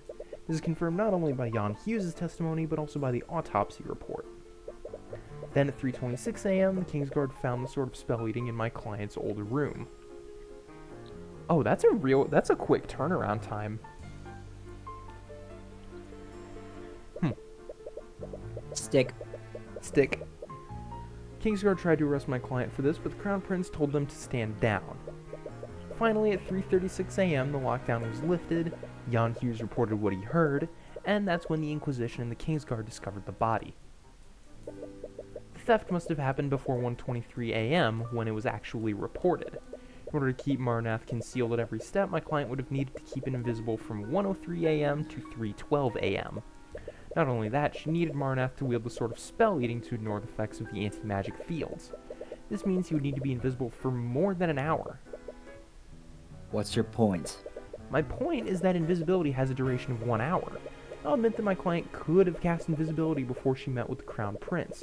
If she wanted to keep Marinath invisible, she would have needed to recast the spell at some point that night. And as you know, my client couldn't have done so during that night without the Kingsguard noticing it. Your logic makes sense. But that can only mean that the defendant refreshed the invisibility right in front of everyone watching. In front of the entire Kingsguard, the two princes and Lucio Steelwind? As unlikely as it is, it's the only conclusion I can come to. I had a feeling you'd say that, which is why we have a witness who can confirm that Beatrice didn't perform any magic that night. A witness. Your Honor, the defense would like to call Prince Alark to the stand. I see. He would have certainly been close enough to notice the defendant casting magic. But wouldn't the Crown Prince's testimony be more suitable? Are you trying to say that Prince Alark is unqualified to give proper testimony, Your Honor? Of course he's saying that. The kid is 7 years old. No, of course not. Is the prince ready to testify? Grow a spine, for Lord's sake.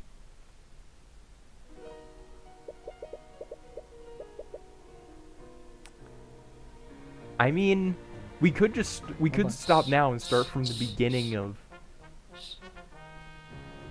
This is the prince's theme that you missed out on because, things happened. Also known as, totally not gaslighting. Oh, yeah. It's pretty good. It is pretty good. Okay. New what were we question. saying? Do we want to stop here, right at the beginning, so we can just start with Prince Alark from the beginning and run to the end of that? Yeah, let's do that, I think. Okay. Now's probably a good time. Yeah, and the ads are about to start again. Okay, let's quickly run through our outro. Thanks everybody for coming and watching today. We'll probably stream again within the next couple of days, so we can run through to the end of this and maybe start case 5. Tis the hope. Beyond that, we'll stream again on Thursday, and yeah, that's about it. Thanks everyone for coming and watching, and we'll see you guys next time. Bye. Have fun.